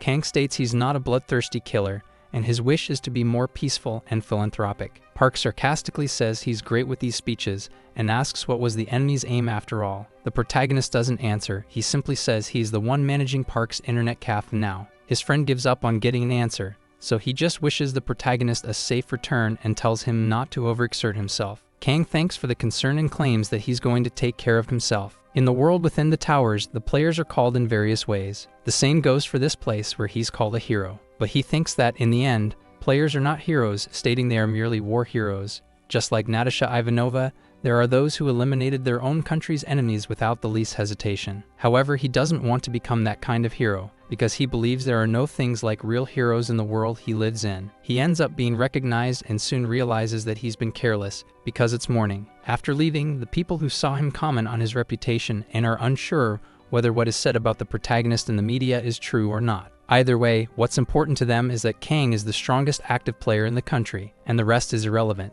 Kang even breathes a sigh of relief upon hearing this. He then heads towards his home, but in the end ends up getting caught before he even arrives. Some journalists try to surround him, yet he escapes before that happens. Since he's going to do it anyway, he prefers to rest inside the tower. Upon arriving, some men say that the invocation ceremony of the Holy Warrior was a success. Kang still doesn't know what it's about, until the saint herself says it's a pleasure to meet him, affirming that he's a warrior from another world who decided to answer her prayers. She introduces herself as Alicia Celestina, the 37th saint of the Sacred Kingdom of Celestina. The protagonist then decides to play along, and says that he's the warrior who will save the world with speed and precision, and he asks what he can do for the saint. She responds that, for this, he needs to tell about what has been happening on the continent of Philia since the beginning. Kang assumes that, in the beginning, there must have been some kind of fight between the celestial beings and the demons. The saint says that's exactly it, and with that, a war between light and darkness occurred. Soon, the demons who were supposed to be confined to the world of darkness and abyss began invading the world of light. About 30 minutes later of much explanation, the protagonist asks whether they can go out to save the world now. The saint says the story is only beginning, and that the Celestials were afraid that humans would abuse the powers of the Ark, so the chosen warrior must pass through an approval. The protagonist wheels about and walks off. The saint asks where he is going. Kang responds that he's going to work, but the saint says he doesn't even know where the Ark is located. He asks if the saint knows. She answers that she doesn't. So Kang states that, in any case, it makes no difference. After that, a kind of portal appears from nowhere, and from there, demonic creatures come out. The saint sees this up close and wonders how a demon entered the sacred land. The knights soon advance, saying that this place is not for demonic beings. And with that, they begin to fight. From afar, the protagonist watches everything. The others wonder why divine magic and aura blade don't work on the enemy. Seeing that the demon is about to attack, Kang tells everyone to back off and creates a shield to protect them. The saint says she will help him, but Kang says it's Ok, telling him to stay behind the shield. She worries about the protagonist, especially when she sees that he jumped straight into danger for everyone's sake. Alicia then decides to ask her goddess to have mercy on all. Not only her, but the others too pray. Next, the protagonist's shield breaks, and the saint asks if he's okay. Kang says that the enemy fled, but before that, sent a telepathic message, claiming that it's the duty of the demons to lay their claws on the Ark. Soon the world, brimming with the light they hate so much, will be bathed in their darkness, and warn the protagonist not to stand in his way. Hearing this, the saint is horrified with fear. Regardless, Kang insists that they can't waste any more time and asks if she has any idea of where the Ark might be, even though she's still shocked with what just happened. Alicia says she has a guess about where the Ark is, and with that, the protagonist rides in search of this relic. Meanwhile, he says his cat did a great job acting as a demon, since it was the creature itself that faked everything. Kang considers that he used it to intimidate them, so he will have to refrain from using dark skills for a while. He also tells Blackie not to use his spikes for now. The saint sees that the protagonist lagged behind and asks if she should go slower, but the protagonist replies with a no. Meanwhile, he concludes that it's better to do things his way, because this is the correct way to use a legendary skill. After they ride for a while, they arrive at the Adventurers Guild. Kang mentions having heard that something is needed to enter the labyrinth. The receptionist says he must be referring to the adventurer's license. Then she asks him to wait a bit. While waiting in the guild's lobby, the saint says that this place is called Garcia, and it's the Labyrinth City, a neutral city located between the territories of the Sacred Kingdom of Ernestina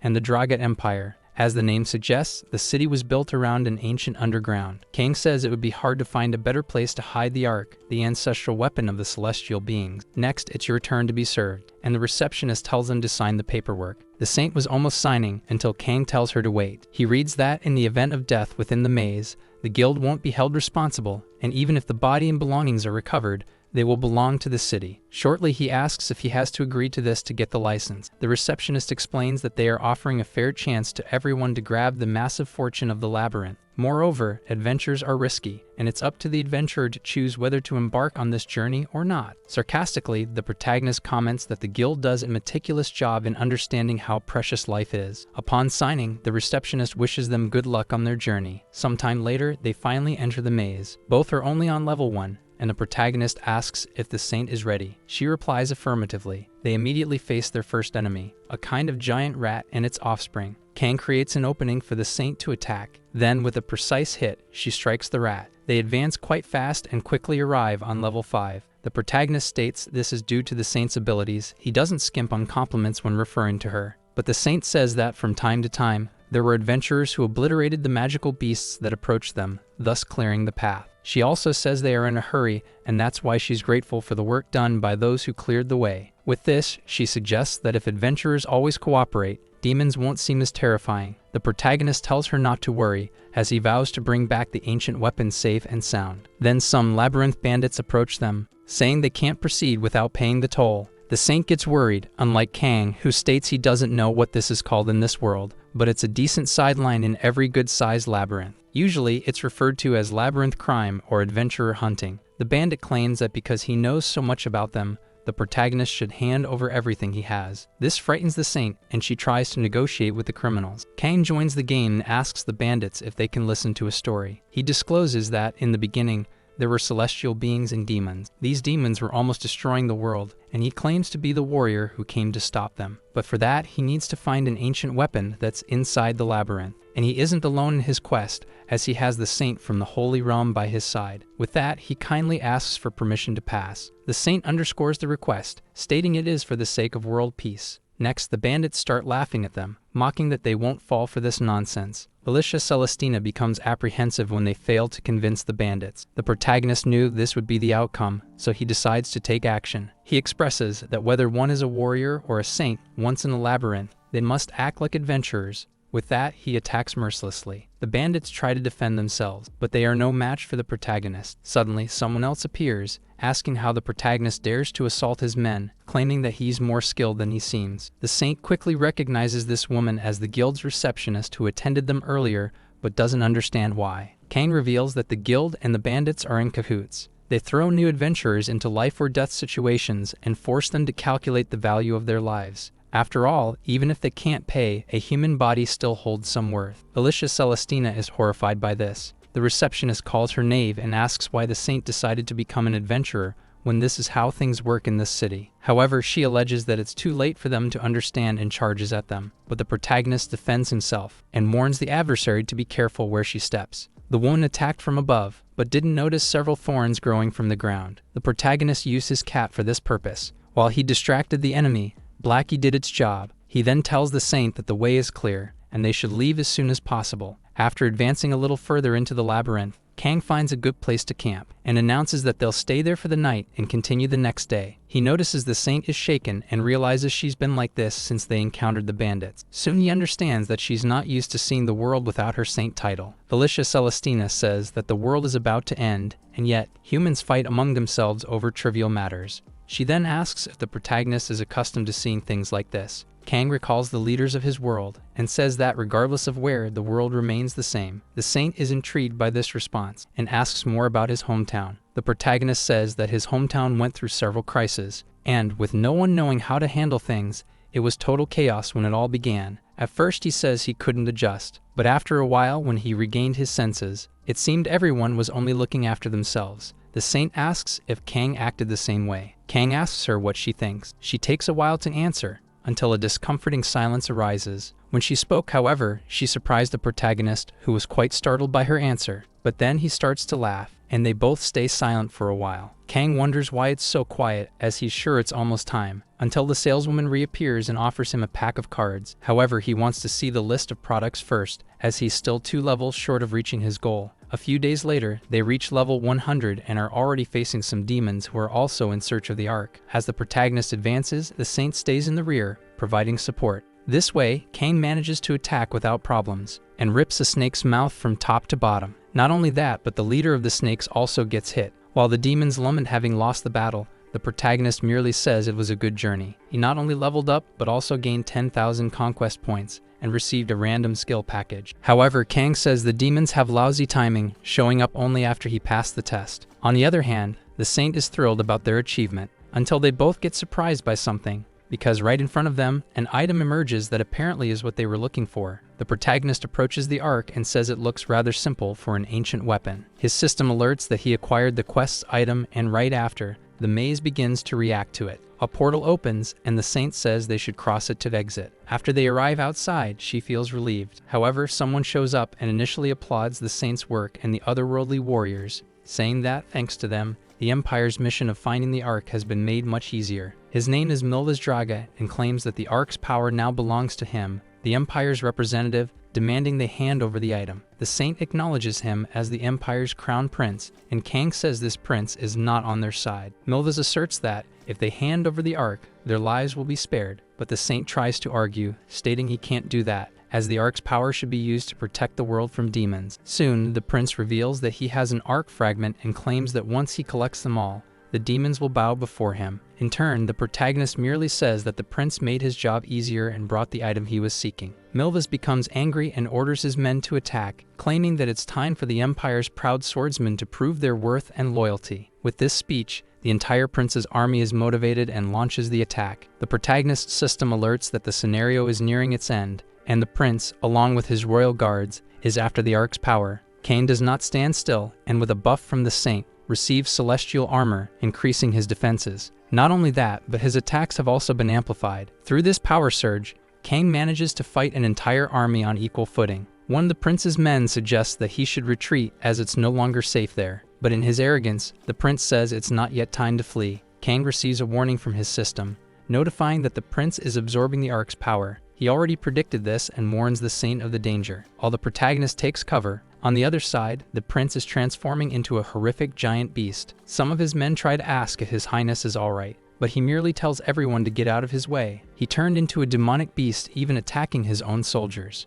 After this, the protagonist uses his abilities combined with those of the saint and summons a magical armor. Along with this, he throws a potion of earthquake and fire. With this, the entire scene is besieged, creating the perfect distraction for him to approach the enemy. Kang seizes the gap to hit the giant monster in several different directions. Milvus gets furious at this and says that the protagonist cannot hide in the fire forever. He then tries to attack the protagonist, but realizes it wasn't him, but just an illusion of fire. The protagonist appears on the other side, sarcastically saying that with all this power going to his head, Milvus must be seeing things. Soon he attacks the monster with a surefire blow. Milvus was caught off guard and hit from top to bottom. On the other hand, the protagonist emerged victorious from this, until, amid this, his system alerts that he obtained the second fragment of the arc. In this way, the full power of the item is now in his hands. This power is revealed, surprising even the saint, who could only imagine what it was like. Kang thinks that everything ended perfectly, because he only wants to know about the levels and points he earned with his victory. Then he hands over the arc to the saint. The girl does not understand why the warrior from another world is trusting this power to her, claiming that she is not qualified for this. But Kang says that there is no other person capable of this duty but her. Otherwise, this power would end up in Emperor Draga's hands. Kang tries to convince her to protect this power because if she doesn't do it, it will end up in wrong hands. The saint says that she cannot be irresponsible with the incomparable dangerous powers of the arc, and Kang says that from his experience, the madmen who only seek power and destruction usually do so because they have a great burden on their shoulders. But he believes that the saint will fight alongside the others for good. She thanks him and says that the warrior's words made her feel much better. The protagonist is pleased to hear this.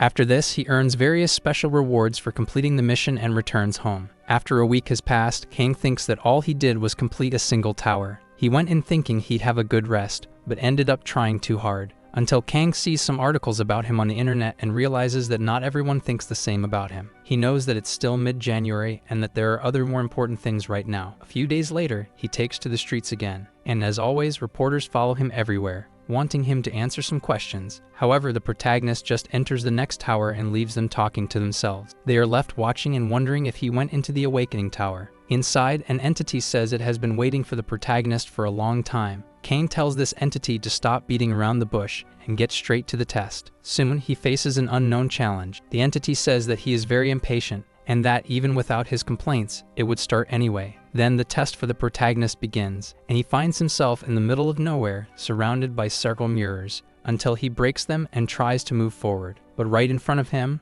a copy of him wearing a clown mask presents itself, saying that the protagonist didn't even seem surprised to see him. Kang doesn't want to chat and prepares to attack, but his opponent is a shadow of him and mimics all his moves. So as soon as the protagonist attacks, the opponent does the same, and their powers clash. He then decides to change strategy and uses his shadow creature. Meanwhile, he keeps distracting the enemy. The clown mimics his moves, and Kang realizes that he is a perfect copy of him. Even so, he doesn't stop attacking, and thinks that he fought against the same enemy in each season, but this still leaves a bitter taste in his mouth. Then he finally uses his dark magic attacks, for he doesn't want to give the enemy any advantage. Kang is attacked, but uses his magic shield to protect himself. Through his blessing called the One Who Deceived Death, he naturally evades lethal attack. Not only that, but takes the chance to retaliate. The protagonist thinks the way to conclude this is quite simple. Even so, he doesn't change his way of act, and charges at the enemy, intending to pierce him. But as his moves are perfectly mimicked, he is also hit head-on because that was his plan. The clown asks why Kang is so serious, claiming that he can be a hero, but he can also be a villain,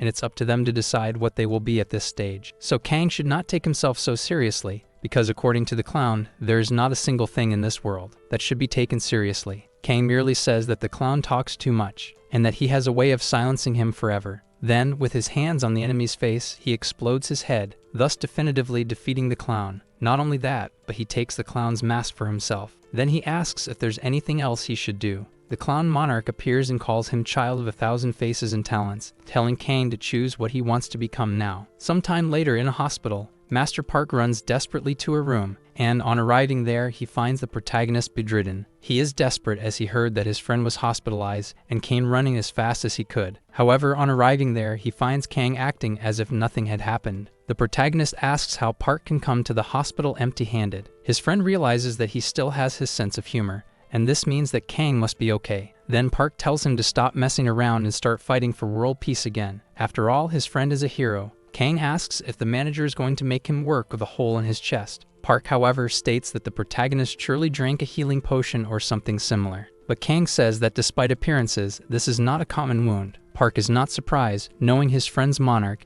and says he is not easy to handle. The protagonist says it's not that serious. He explains that the awakening at level 50 occurs in different ways, depending on the monarch, and in his case, in exchange for ending himself, his reward was to receive his own talent. In other words, he took all the skill and attribute cards he had earned so far. Not only that, but he also improved his skills, and with that, he got everything he wanted. Now he asks Park what the next mission is. He says that the protagonist has to find a villain and defeat him. A real villain, something rare these days, known as the Black Player. This so-called Black Player is terrorizing the city and, like a maestro, orchestrates great chaos. In doing so, he calls people a bunch of ignorants, claiming that he, the great maestro, will show the way with his remarkable talents. By setting the city on fire, he pleases the Fire Monarch, and says that, as always, the Fire Monarch is the only one who understands his art. After that, the maestro sees the police approaching, and calls them fools for trying to capture him. The police see the maniac enter the tower, leaving them behind. Sometime later, the protagonist appears,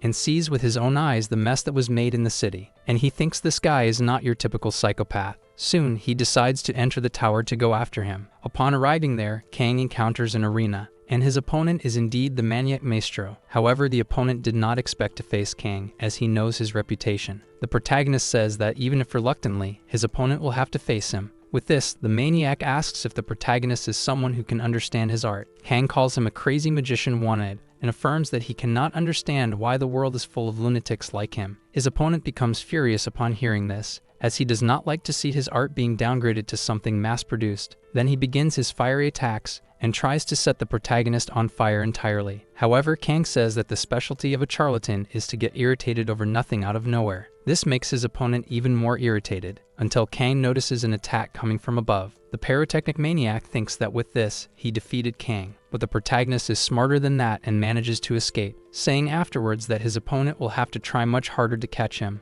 Then the enemy launches a new attack, only this time he manages to hit the protagonist, and laughs in Kang's face, claiming that thanks to him, he could create an amazing melody. However, when he was already celebrating victory, the protagonist appears, saying that that was just one of his illusions, and advances toward the enemy, attacking him. However, the enemy dodges, leaving the protagonist quite impressed. Even though he dodged, he is hurt and becomes extremely irritated with the protagonist, claiming that there is no way for a product of illusory art to speak. Kang says that he is not good enough to comment on this. Then he uses his ability to create several clones of himself, saying that this is the audience that the maniac deserves, for maybe this is your last performance. However, the opponent says your art will not die, so he causes a tremendous explosion within himself. Kang didn't see this coming. His system claims that he won the battle. He knows that a player cannot kill another within the tower, and thinks he should have waited for the maniac to freak out at the exit. The protagonist leaves the tower and teleports to France. As he imagined, the magician's specialty is sudden death,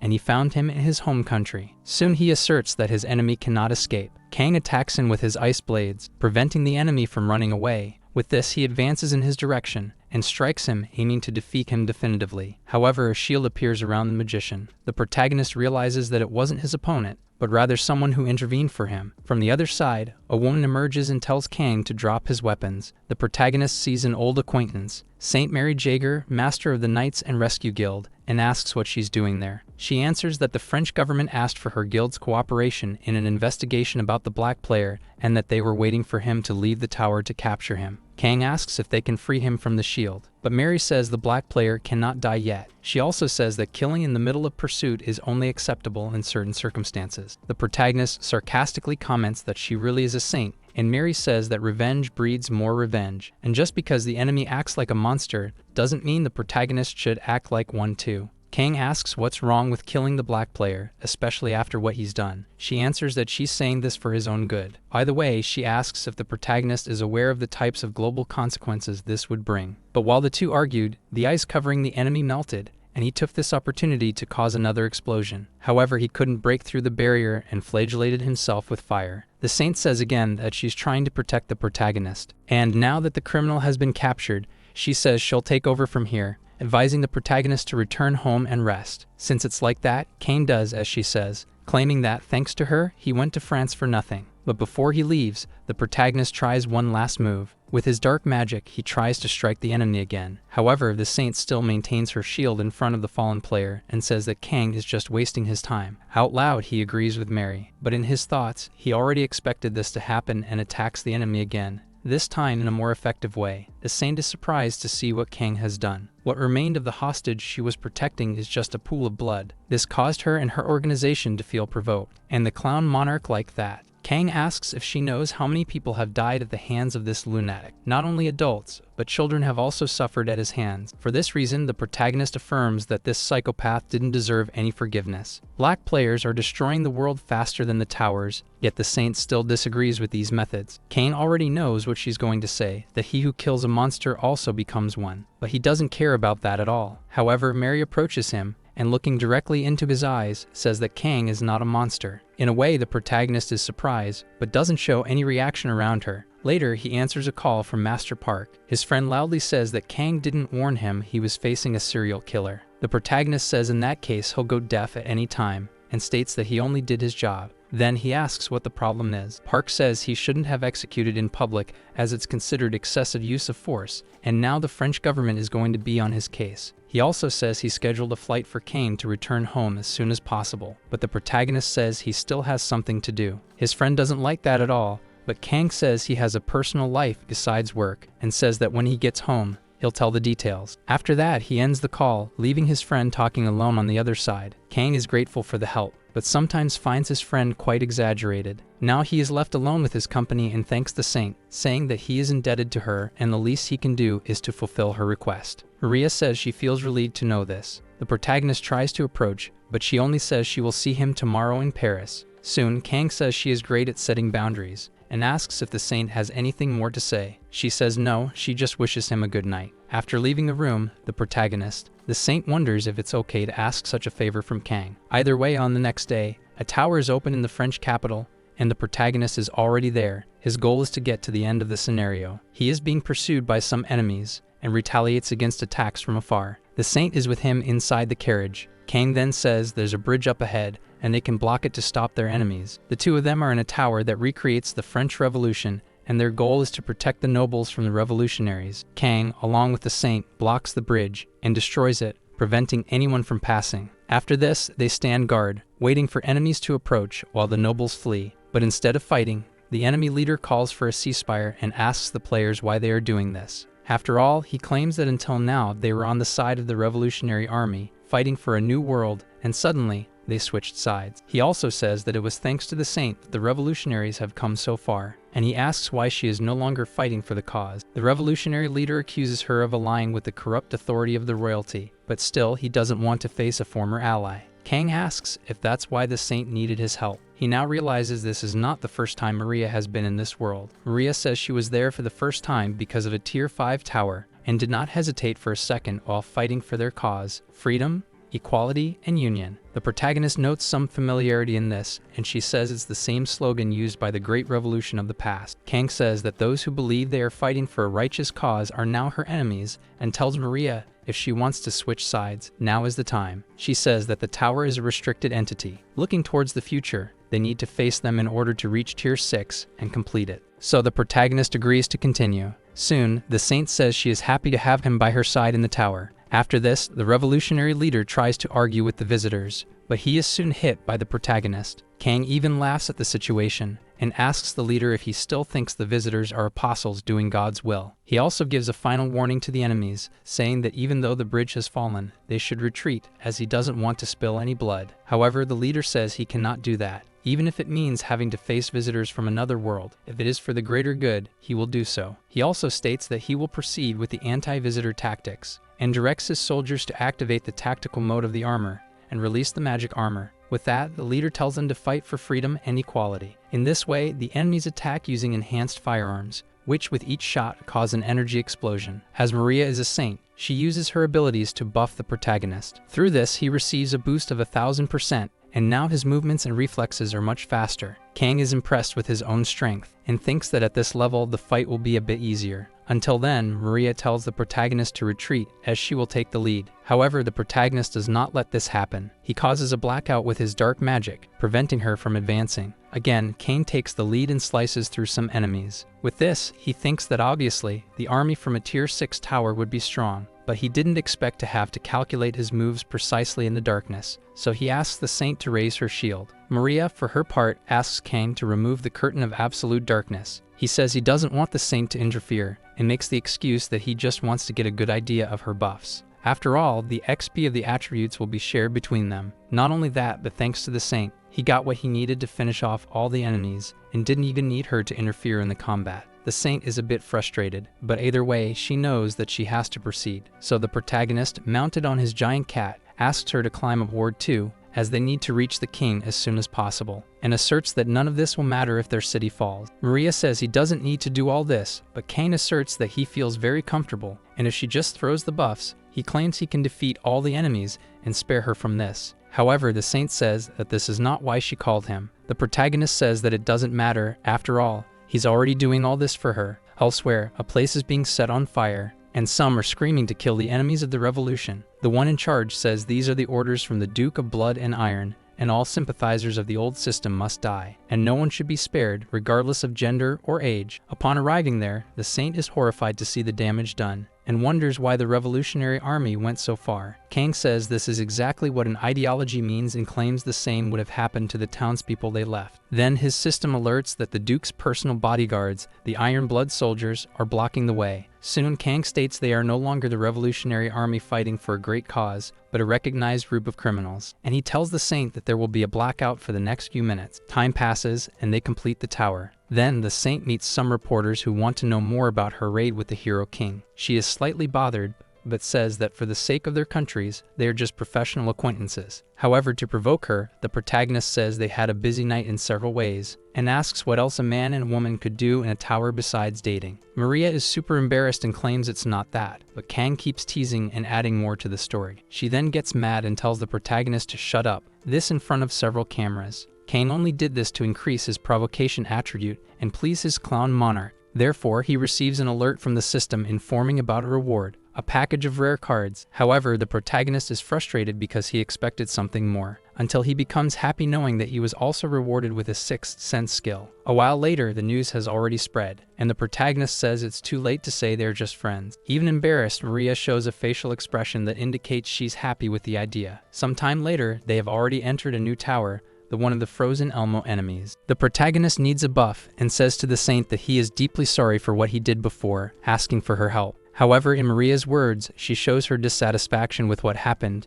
even though her facial expression indicates otherwise. Soon, she advances and tells Kang to stay out of the way, claiming that after a hot night comes a cold one. Then she fights alone and, using her powers, completes the Tower of the Frozen Helmets. After that, the two conducted a series of shocking raids for a month, and with each victory, they both leveled up and earned rewards. After they finished, Maria accompanies Kang to the airport. He is still teasing her with his jokes about them being a couple. However, Maria says she envies him and asks how he can act so irresponsibly. Kang takes it as a compliment, and Maria says that even so, she is happy to have him as a player she can trust. The protagonist says he feels the same, and Maria wishes him a safe journey home. Before leaving, the saint gives thanks for the good he has done to the world. On the plane, Kang reflects on this. He thinks it is more efficient to cooperate in this way, but national interest is everyone's priority. He also says that at some point, he will have to invite the saint to his country, but his cat interrupts him and asks how long Kang will keep petting him. The protagonist asks since when he knows how to speak. Blackie answers he has evolved. Then Kang asks why he didn't say anything before. The cat says he didn't want to disrupt his flirtation with that woman, but now he wants to stop the games and tells the protagonist to open the package of cards he won. Kang does this and hopes to pull out a legendary one. He says that if you call decks simply a set of cards, once you unlock all, you can build a real deck. For the most important things in this game's decks are synergy and classes. Despite already having won synergies by getting the right ones before because of the quantity of extra products that don't match, Kang could not get the class buff, but he received the Shadow Assassin class, along with some enhancements. Now he says he's going to take a little rest, and when he gets home, he's going to test his new deck on some tower. Upon arriving in Korea, the protagonist goes in search of a tower. On the streets, people recognize him, as usual, and see him going into a nightclub. However, Kang is not there to party, but to talk to a drunk vagabond. The individual claims he has a hangover and asks who dares to disturb him. Kang merely says he will count to 3, and by the end of the countdown, he ought to stand up and follow him. However, the drunkard asks who he is to give orders. He also says that his father is the president of Group Hawks, thus, he cannot be treated in any manner. But the protagonist does not care about that. He grabs the individual by the hair and leaves the place, dragging him out. Before that, he went to the association president, claiming he was planning to test his new deck and thought about taking the newbies on a free excursion. The president said that, if that was the case, there would be a promising rookie who recently awoke. But upon meeting this promising rookie, Kang cannot believe he is the same that finished a Tier 3 tower. Upon hearing this, the rookie realizes he is standing before the Hero King and asks if he is there to take him to a Tier 4 tower, because he claims he is tired of Tier 3 towers. This leaves the protagonist impressed, so he decides to face a Tier 4 tower with the rookie, and first wants to witness what he can do. Then he puts the rookie against an enemy, but the boy is scared as he sees up close what he will have to face. Instead of fighting, he starts to run, and asks the protagonist for help, but Kane merely says that he will not move. The spoiled boy asks if the protagonist thinks everything is going to be okay if he lets him die there. From afar, Kane notices that the boy is only able to withstand the blows due to the armor he is wearing. He knows it's not bad to get a free excursion, but the selfish only think about fighting on their own and just want to increase their levels and attributes easily. So he wonders who will save the world in the future? Upon hearing the boy begging for help, the protagonist intervenes and says that if he wants to be there for free, he has to earn it. After this, new enemies emerge from above. The boy is terrified by this, unlike the protagonist who quickly solves the problem. Now that he is safe, the spoiled boy starts to threaten the protagonist, claiming that when they get out of there, he will talk to his father about what happened. But Kang claims he is a wicked teacher trying to teach a lesson and transform the boy, and he asks if he thinks there will be a happily ever after. The boy thinks a bit, but does not come up with an answer. Kang says there is no right answer to that, and with his skills, places a death mark on the boy, making him a target. So the boy quickly starts to feel the effects since this debuff bypasses his attributes. For that reason, he is hit, and the protagonist says this excursion is not for people like him. He also says that if the boy thinks this is unfair, he may return when he is stronger. Back in the real world, already outside the tower, the spoiled boy asks what is happening. Kang says he killed him in an almost painless way, and he doesn't even realize he is dead. Right away, the boy gets furious once again, claiming that the protagonist won't get away with it. However, the protagonist asks what will happen to him. The boy says that, apparently, the hero does not understand the power of conglomerates. But Kang says he doesn't care, even if a killer is sent after him, because it doesn't matter if a conglomerate sees him as an enemy, as there is an entire country that disapproves of his actions and does not want him alive for much longer. For that reason, one more large or small company will not make a difference. He also says that, if the boy wants, he can try his luck. Until suddenly, the two end up entering a new tower called the Endless Labyrinth. Kang is caught off guard in it, but then he sees it's worse than he imagined, since, alongside him, the spoiled boy also appears, and other people who seem completely lost. One of them recognizes the protagonist as the Hero King and feels relieved, already imagining he will be safe near him. A woman sees the word group on the ground and realizes they need to collaborate to finish the tower. The protagonist sees that now they are a group, and even if he doesn't want to, he has to survive with everyone. The woman sees the rules and says they can respawn if killed by another player. So if they are in danger, they can kill themselves to get out of there. Kane doesn't like this at all and thinks they won't last long. Even so, he says this is a free expedition from the Hero King, and everyone must present themselves along with their skills. With that, they start the mission. After battling some enemies, the protagonist thinks they are progressing well and attributes this to his newly acquired sixth sense. However, he knows his group is made up of spoiled boys and players who have just started. So he concludes that if this crazy team division was to balance their power, the opponents are probably all veteran players and level 40. Therefore, it would be no surprise if they seemed like easy prey. Then he tells everyone to gather in one place, because they have guests. Next, the enemies appear. The clash between them starts immediately. The protagonist states that if most of the team die, the rest will be disqualified. The opposing team is already at a disadvantage. Therefore, the scenario itself finds a way to beat them, thus disqualifying everyone as per the rules. Kang, for his part, notices something and kills the enemies before his own tower, because he knows that if a player is killed by the maze, he cannot be reborn even after it's completed. With that, he says they'd better be grateful for his kindness in having killed them before the tower. From afar, another player observes the protagonist and tries to hurry to warn his friends, but he gets surprised as Kang appears out of nowhere. The player is mega shocked in disguises, claiming to be a big fan of the hero king. Kang just asks if he is there alone. Shortly after, this player runs away, until he gets to his group saying he found other players. He also says that one of them was high level and the others were weak. Their leader says they only need to deal with the weaker ones, and the rest will be disqualified. However, he asks if they are running in the right direction. The player apologizes, claiming it's better this way. Then the others realize that they've fallen into a trap, and before they can do anything, they are defeated by the protagonist, and the whole group fails to complete the raid. Kang doesn't stop there. He goes to all opposing groups and defeats them, thus completing the first maze. The others in his group, who were practically carried, celebrate the victory and also win prizes, but the system alerts that they must decide who will get the reward, and in case of dispute, no one gets anything. Soon, they realize that the reward is a group one, not individual. Kang then steps forward, claiming he did all the heavy lifting, so he deserves the rewards, and asks if anyone opposes this. The only one who objects is the spoiled boy, saying that he will keep the rewards as compensation for what happened before. But this triggers a discussion, as another group member claims he is more deserving since he was the only one who helped the hero. Because of this, a fight starts between the two. The spoiled one and the stingy one are ready to duel for the prize, something that the protagonist doesn't like at all. From outside the fight, the other two try to appease the situation, but impatiently, the protagonist kills the two fighters, claiming they should have some awareness after all. They got XP and achievement points for free, so they should be grateful,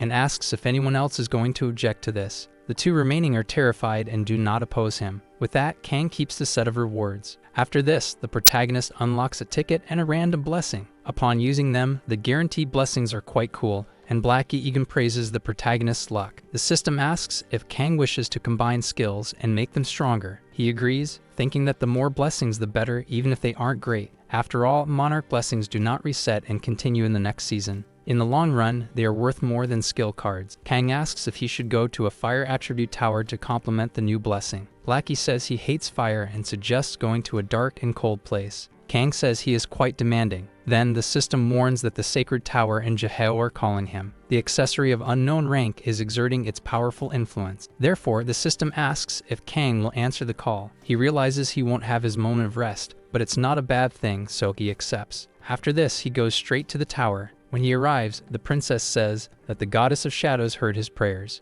and the protagonist has also answered her call. Kang immediately recognizes her as Princess Syria, the same one he rescued before, and he notices that she is now in a higher position, for she is no longer a princess, but a queen. Syria says she has a debt to the protagonist that cannot be described in words, and he is there as an ally, so her guards should not show hostility. Kang realizes that the last tower ended with her being crowned queen, and asks how he can help this time, for he is unsure why the current queen would need his help. But she says that the Holy Land has been taken over by the Elven Kingdom of Ayo. After that, the Pope died of heartbreak. The new one took over and made an appeal to the human kings to unite their forces to reclaim the territory. Soon, the Third Holy War between the desert elves and humans began. So Kang realizes it is a religious conflict and thinks it could all be resolved with some kind of agreement. But Syria says the kings of 3 nations have sent their armies. Their target is likely the fortress they're now in, the closest to the Holy Land. Then she asks if the protagonist will fight by her side in this war. Before responding, Kang spots the King of Malice standing on the horizon. Syria is impressed that he could see this despite being so far away. Regardless, the protagonist uses his secondary deck and exchanges glasses for an ice beam. With this, he prepares to attack from a distance, and tells the queen she doesn't have to worry about a thing. After that, a human eagle surveys the area around them. The protagonist moves closer to the enemy, and with his weapon, he gets an expanded view of things. He promptly begins firing from a distance. The humans quickly raise their shields. As such,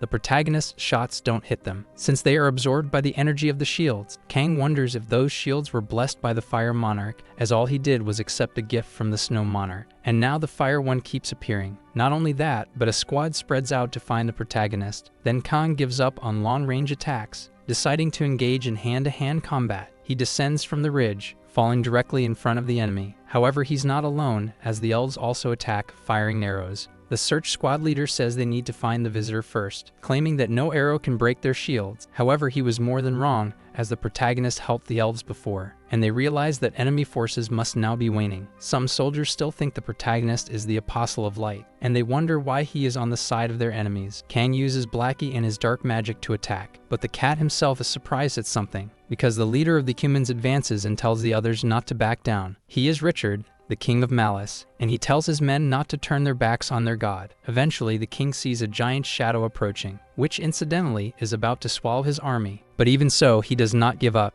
and tells his soldiers to follow God's will. With his sword, he breaks the dark barrier, and advances towards the enemies. His strength and determination infect everyone, something that catches the protagonist off guard. The enemies charge at the protagonist. Not only that, but they are determined to defeat him. Kang sees this up close, but when he's about to retaliate, attacks come from the other direction. The elves appear, and one of them tells the protagonist to keep his eyes on the target. By the orders of their queen, they confront the humans head-on. Kang realizes that in their squad there are also a lot of fanatics. Both sides face each other directly. The battle between humans and elves is quite intense, and soldiers from both sides die. However, the humans do not fare better. The elves move faster than the knights, until the king of the humans appears and defeats several elves. But he is after something bigger. The protagonist realizes this too, and says that he's now going to balance things out. Soon, the two finally start to fight. However, even the king of humans still sees the protagonist as an apostle who turned against them, and he asks the protagonist who he thinks he is facing. Kang simply says that the king is his enemy,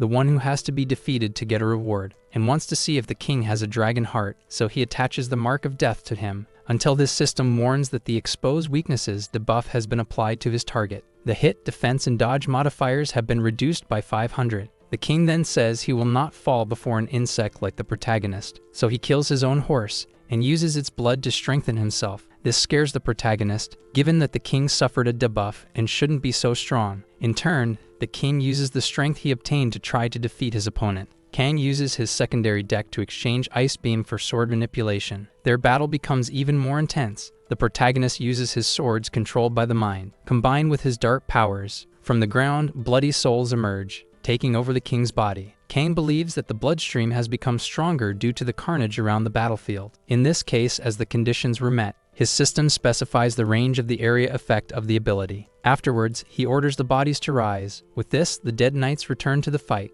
Meanwhile, the king breaks free from his bonds, claiming that the protagonist cannot stop him with these bizarre tricks. But the king is startled to see what the protagonist did, for the men who died have risen, and those who are dying now are joining the rest. Thus, the men who were once with the king join the protagonist to fight against him. Soon, the king is desolate and cries out to his own. Meanwhile, the protagonist's system warns that the area of effect is too large for his necromancy aptitude, so the ability to control the dead is deactivated. And finally, the protagonist defeats the enemy king. Later, before sunset, Kang takes the enemy's head to the Queen of the Elves. Queen Syria thanks him for his services, but says they have defeated only one of the 3 pagan kings. And the jihad, the bloody war, has only just begun. Night falls on the kingdom, and the protagonist takes time to enjoy the view. But he feels something different in the breeze, since blood is spreading along with the wind. This totally breaks the mood. Kang decides to return inside the castle, and the NPC vendor appears to talk to him. She says the protagonist has reached the highest level for the frozen sword creation ability. If he decides to upgrade the shop, he will be able to buy a waking stone. After this, Kang says he was wondering when she would show up. The protagonist was already expecting the vendor and says she wouldn't climb a tier 7 tower just for some half-decent business. So he agrees to upgrade the shop and receives an ability called Frostsmith with very interesting attributes. With this, the protagonist goes back to battle the next day, and he takes the chance to test his new ability. He freezes the enemies with ease and has fun with it. He also says that their captain must love sitting, since his army is getting crushed, and he is still locked in that tent. Soon, if he doesn't get out, Kang says he won't have any other choice but to go in. Before the battle, the queen said she got the news that Bloodbeard led his special troops in secret and set up camp nearby. Kang praises the effectiveness of the elf spies, but the queen says it was the humans themselves who leaked this information. She also says that the 3 kings who took part in the Holy War have never been on good terms. Apparently, they are still arguing behind the scenes. Whether this is true or not, it's a good chance to strike. Barbarossa is the strongest of the 3 kings, and the queen asks if the protagonist can lead his elite men against him. Back to the present, the protagonist says he was planning to kill the king in secret, just to be safe. The information seems to be right, but the target is nowhere around, until Kang enters the tent and sees the king hiding. He asks why he's doing this. Next, the king falls in front of him. He was holding a drinking glass and he drops it to the floor. The protagonist sees this and notices something different, as he suspects it might be poison. Now Kang realizes that the king died even before the war started. One of the elves comes closer and also sees the same thing. Kang thinks that the real enemy is right in front of them. Since the first season, they have made nations wage war on each other, sending assassins to kill strong players from other nations and only caring about their own interests, just like certain people out there. The protagonist is frustrated and finds all this ridiculous. After this, he returns to the queen and says that the king was poisoned by someone on his own side. Syria asks if the information leaked to anyone else. Kang imagines the king wanted some insurance, but the queen doesn't believe he'd do that, especially with the holy war so close. But the protagonist says that's exactly why. He gets all the glory and breaks the balance between the three nations, killing 2 rabbits at once. Anyway, the queen says that now they have to face the forces of the Supreme King. However, Kang claims that the remaining army will not return. After all, the troops were sent to a holy war, and without a king to lead them, they must have gathered somewhere, not far from there in the human camp. One of them says the pagan assassins who attacked Bloodybeard annihilated his knights. It is also said they may be responsible for the king's death. Philip II, the Supreme King, says this shall be. Soon the fallen king's troops will now follow his orders. After all, the devout king of Malice and the rich Bloodybeard were defeated by the pagans. One of theirs says Philip might claim the Holy Land, and everyone will serve him. King Philip not only agrees with this, but also claims to have received a divine revelation. So he believes his will is the same as God's, and with this, he aims to encourage a feeling of vengeance among the soldiers. For that, he says they need to put the forces of the King of Malice and Bloodybeard on the front lines. Philip asserts that the Angel of Faith is on his side, therefore, his men should not doubt anything. Sometime later, the protagonist faces another army. He sees that the King of Malice's cavalry and Bloodybeard's armored infantry have united, turning into a large army. Not only that, they are all using the same flag. Therefore, the protagonist realizes Philip is behind it. In the name of their beliefs,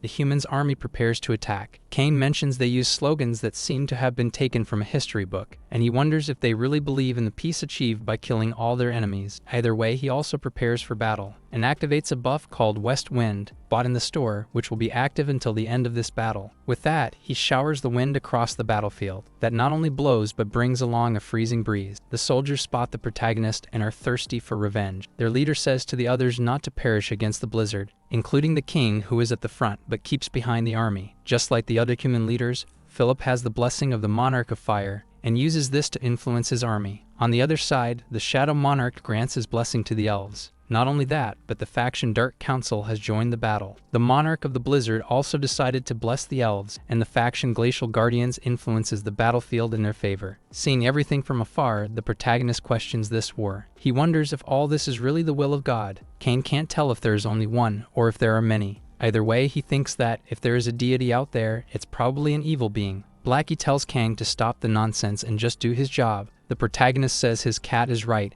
and finally decides to join the fight, looking to end this war. The protagonist's system issues an alert, telling him not to disappoint the council and informing that he will temporarily have 100 shadow puppets to use. With so much support in the battle, Kang was indeed impressed, seeing that it's not just him wanting to win this battle, but he notices that it's not much different from the enemy side. On the human side, there are 59 rank Sentinel Angels. He lets the puppets take care of the angels, because he wants to be exclusively available to his opponent. Next, he faces King Philip. Then the two clash. But with that, something unexpected happens. The protagonist realizes that Philip's equipment looks like a player's. However, Philip talks as if he were a character. With that, Kang thinks he might not be a player, but rather the original owner of the Golden Fanaticism. Next, Philip attacks him from above, and Kang does not like that, claiming that now everyone has wings on their back. However, he receives an alert from the system, saying that the Shadow Monarch granted the buff Raven wings. Now the protagonist can fly too, but he did not like it, saying he was not asking for wings. Fighting this way ends up turning his well-planned deck into a set of useless papers. The only one who liked that was Philip, who claims to have a worthy opponent to face. Thus, the two start a fight in the sky. Philip says apparently the protagonist is having difficulties and says this is a punishment for betraying God's will. Kang decides to provoke him, asking if poisoning Bloodybeard was also God's will. His opponent says the protagonist is resorting to cheap tricks, and he claims he won't fall for that. He asserts that everything he does is God's will. Philip proclaims himself a seraphim, saying that this makes his will and God's the same thing. However, he tries to attack the protagonist, and ends up actually hitting an ice clone. Kang appears from behind and says that wings are a nuisance as they block the vision. Then he hits Philip from behind, but his system alerts that the rank 8 Seraph has the body of the Supreme King. Next, Philip's body begins to glow, causing a large explosion that pushes the protagonist away. The part of Philip's body that was hit regenerates. He resurfaces with a halo on his head and a set of even more magnificent wings. Kang sees all of this up close and thinks that angels are now stealing bodies. His system alerts that the Fire Destroyers faction imbued the Sword of Light with infernal flames, and the Glacial Guardians faction imbued the Ice Sword with the chilled key of Cocytus. In this way, Kang has a force equal to that of his opponent, until suddenly it starts to rain. As the rain falls on the soldiers on the ground, high above, the two opponents confront each other. The battle is intense for both. Kang struggles to fight while flying, until in a careless act, the enemy manages to cut off one of his wings. Philip thinks he has the upper hand, and takes the opportunity to attack the protagonist. He uses all his strength to try to defeat his adversary, but Kang still had a card up his sleeve. He uses Blackie to pierce Philip with his spikes.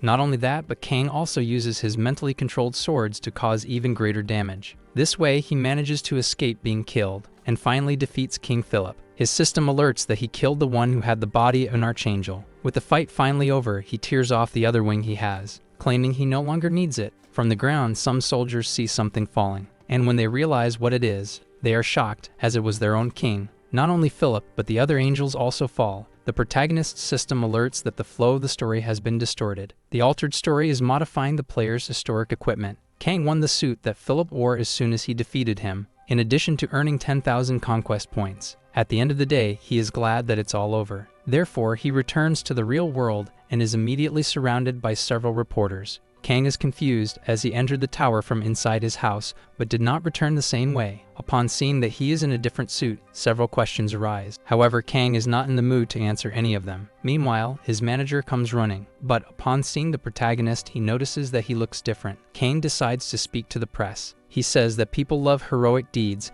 and are desperate to hear that he has passed his prime. He also says he feels ashamed at times and wonders why he goes through so much to protect the world. And since he was so provoked to speak, he asks if, by any chance, they like war that much. This question leaves those present utterly captivated. Kang continues, saying that war is having molten iron poured on you as you scale castle walls, being hit by arrows, being cut open and watching your guts spill out. But he mentions that they are now in the 21st century, and for this reason, he wants to justify this era. So he mentions the missiles falling from the sky, bullets going through people, and fighters bombing innocents. However, one way or another, the part about the guts spilling out of the body remains the same. That's why he reinforces what he said before and asks again if they like war. Some say it's impossible to like that there's no one who likes war, even being the one who wins or loses, because in all scenarios, war is horrible. Meanwhile, Kang remembers what happened before he left the tower. The queen told him she was happy with his revenge, but now she was scared. So he asked what made her so frightened. Sirius said that the end of this war, the blood and the deaths that left a horrible scene. All of this makes her wonder if this is really what their goddess wanted. Kang also came to the same conclusion. Back in the present, he says that it's impossible for anyone to like war, but he asks if they like heroes. The people respond affirmatively. Then the protagonist asks how they think heroes come to be called as such. The answer is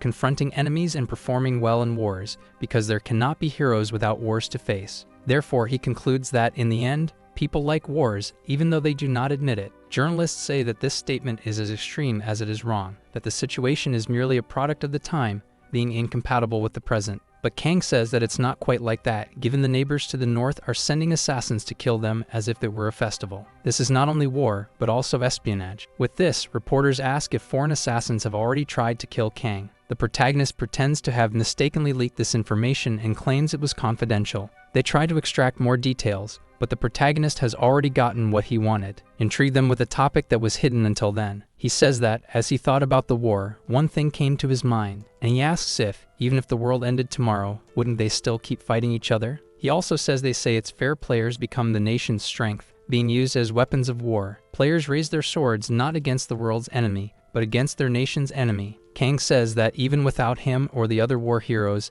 they seem to believe they can conclude the season. And he says the reporters seem to believe in this lie. So he asks why does he have to go through so much hardship, precisely to save a world that does not need him. All this protagonist's speech is broadcasted live around the world. Important people from various nations listen to what he is saying, and some are slightly worried, until a reporter comes forth arguing it's worth fighting. Kang asks why. He and others say innocent people can't be sacrificed and that a player can't recklessly abandon his responsibility. Kang says everyone can be both a hero or a villain. It's up to each to decide which role they will play. But then he is interrupted. His manager grabs him by the arm and wants to get the protagonist away from the cameras. He pulls Kang away, claiming it's official business. Before leaving, the protagonist gives his final warning, claiming others should not talk about the player's duty or convictions, because if an ignorant like him had convictions, he wouldn't take responsibility for the mess the world is in. He also tells them to make sure to broadcast that. His attitude pleases the clown monarch greatly. Meanwhile, Park says he's going to take him home, but Kang only wants to know about the rewards he received. His system alerts him that he received a legendary item, a type of amulet, and the ability to strip enemies, but he doesn't want to check that now. Sometime later, they arrive home and see that the protagonist's speech is already resonating around the world. Park decides to just rest a bit and drink a cold one to calm down. He asks why the protagonist is listening to the news and questions whether it's fear, since he caused a lot of turmoil. Kang is just surprised his manager isn't angry at him. Park says he couldn't be angry since he clearly perceives that Kang isn't well, and he says nobody knows Kang better than him. Kang mentions he has an acquaintance in France, but his friend says he's on a level totally above hers. Anyway, the protagonist thanks him, and his friend is happy for the recognition. He asks which class he's currently in. Park answers that he's in the Pure Blood Assassins class, indicating he recently awakened. Then he shows the equipment he acquired, including a heart-cutting dagger, a legendary weapon. Park mentions having heard Kang corrupted a legendary rank equipment. Kang says things just ended up that way, so his friend says he should take a break or he'll end up seriously hurting himself, and says they have a tier 7 tower waiting for them. Park's idea of rest is indeed curious.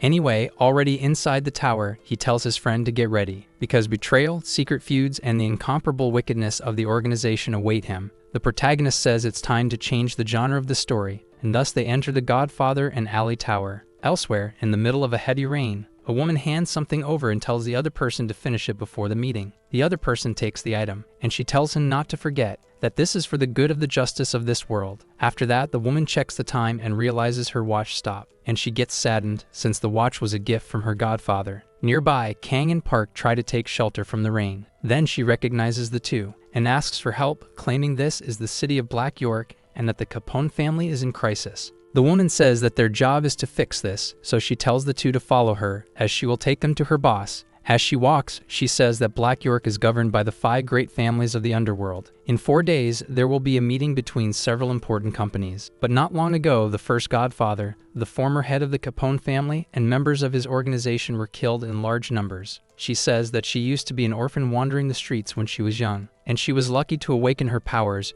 but they were not very useful, until her life changed when her godfather adopted her. Kang does not seem very interested in this part of the story. Anyway, she says that during the attack, she was only able to save one person, the godfather's son, the current head of the organization. As soon as they enter the room, the boss greets the visitors, stating that he is the leader of this company, and also the head of the Capone family. Park then says that he is the little boss. Soon the boy gets irritated, saying that this is a rude way to address Vito Capone, a great boss and the rightful heir of his family. The woman tries to calm him down, saying that these foreigners do not know how to judge character, and claims that his presence as a boss exudes respect. The boy, with his ego soothed, then says that he does not have much time and wants to get straight to business. Then he tells Rebecca to carry out the procedures. Kang, who has not spoken until now, just observes everything. After talking for a bit, Rebecca says that, to simplify, their goal is to resurrect the Capone family. At the meeting between the 5 great families in 4 days, they need to attract as much attention as possible and discover the culprits and the mastermind behind the assassination of the former boss and his executives. Kang asks who they suspect. Rebecca says that the most likely culprit would be one of the leaders of the other great families, or someone who was part of their alliance. The main suspect is Gambino. He is weak now and seems to want a war. The protagonist looks at all the files and asks if he should kill all of them. Rebecca says that it is not a bad idea, since they would eventually eliminate all the Capone's enemies anyway. However, Kang says that he thinks the boss does not agree with her. Vito, in a way, agrees, and claims that the Capones have always been great, but only reached their peak with his father. However, he has observed Rebecca for 20 years. The boy says that her methods are the very essence of the Capone family, and there is no need for a different perspective. Kang says that the boss is Vito,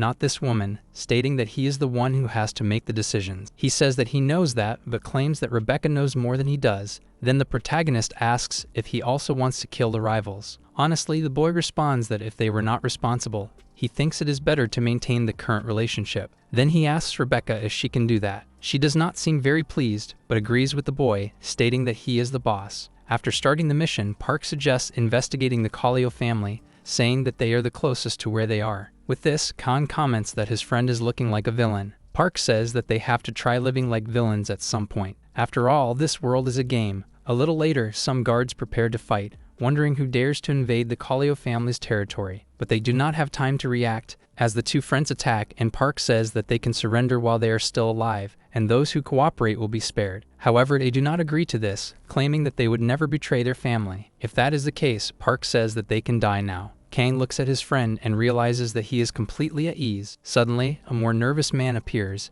asking how they dare attack his family before the meeting. Park asks if that man is the head of the Kallio family. One of the men responds that their boss would not lower himself to this. Then he tells the protagonist to have fun facing those henchmen, but Kang does not understand, as the plan was for them to go together. However, Park says that his friend came there with the goal of resting. Then he states that, this time, he will take care of the task. Kang is surprised by this but agrees, saying that he will clear the way for his friend to advance. Then Park moves forward, stating that he will take down the boss. The protagonist is left alone with the remaining henchmen, and from above, someone watches his actions, until, like a crow, this person moves. Inside the enemy organization's headquarters, Park is cleaning up, until he and the protagonist notice something flying nearby. Kang only sees a flock of crows. In the last chapter, the Kallio family was destroyed. Now the next target is the Gambino family. The protagonist sees the whole place being destroyed. And if you're wondering what your friend is doing, pausing to think, you conclude that it's been a long time since you saw him in combat. Even thinking they are alike, Kang doesn't want to show this side of him to Park. He strokes Blackie and tells him not to leave any leftovers. The cat comments that this is very convenient for Kang, who is leaving all the heavy work for him. Anyway, they end up there and go to a diner. Park calls his friend lazy because, since they arrive there, Kang only eats hamburgers every day for breakfast, lunch, and dinner. The protagonist justifies himself, saying that the hamburgers there are the best, and he wants to eat as much as he can before going back home. Park insists, saying there are other food options, but Kang says he hardly ever takes a vacation and doesn't want to ruin it by worrying about what to eat. He changes the subject and asks what the Gambinos' boss said. The manager just says the boss doesn't know anything. Kang recalls that Park asked him to entrust this task to him, but the manager says the boss, anyhow, won't do anything at the meeting anyway. Speaking of which, the boss of the Gambinos is furious. He makes several calls and gets no answers, neither from the Sanches nor the Falcons. He worries about this and considers the possibility of their alliance having been broken.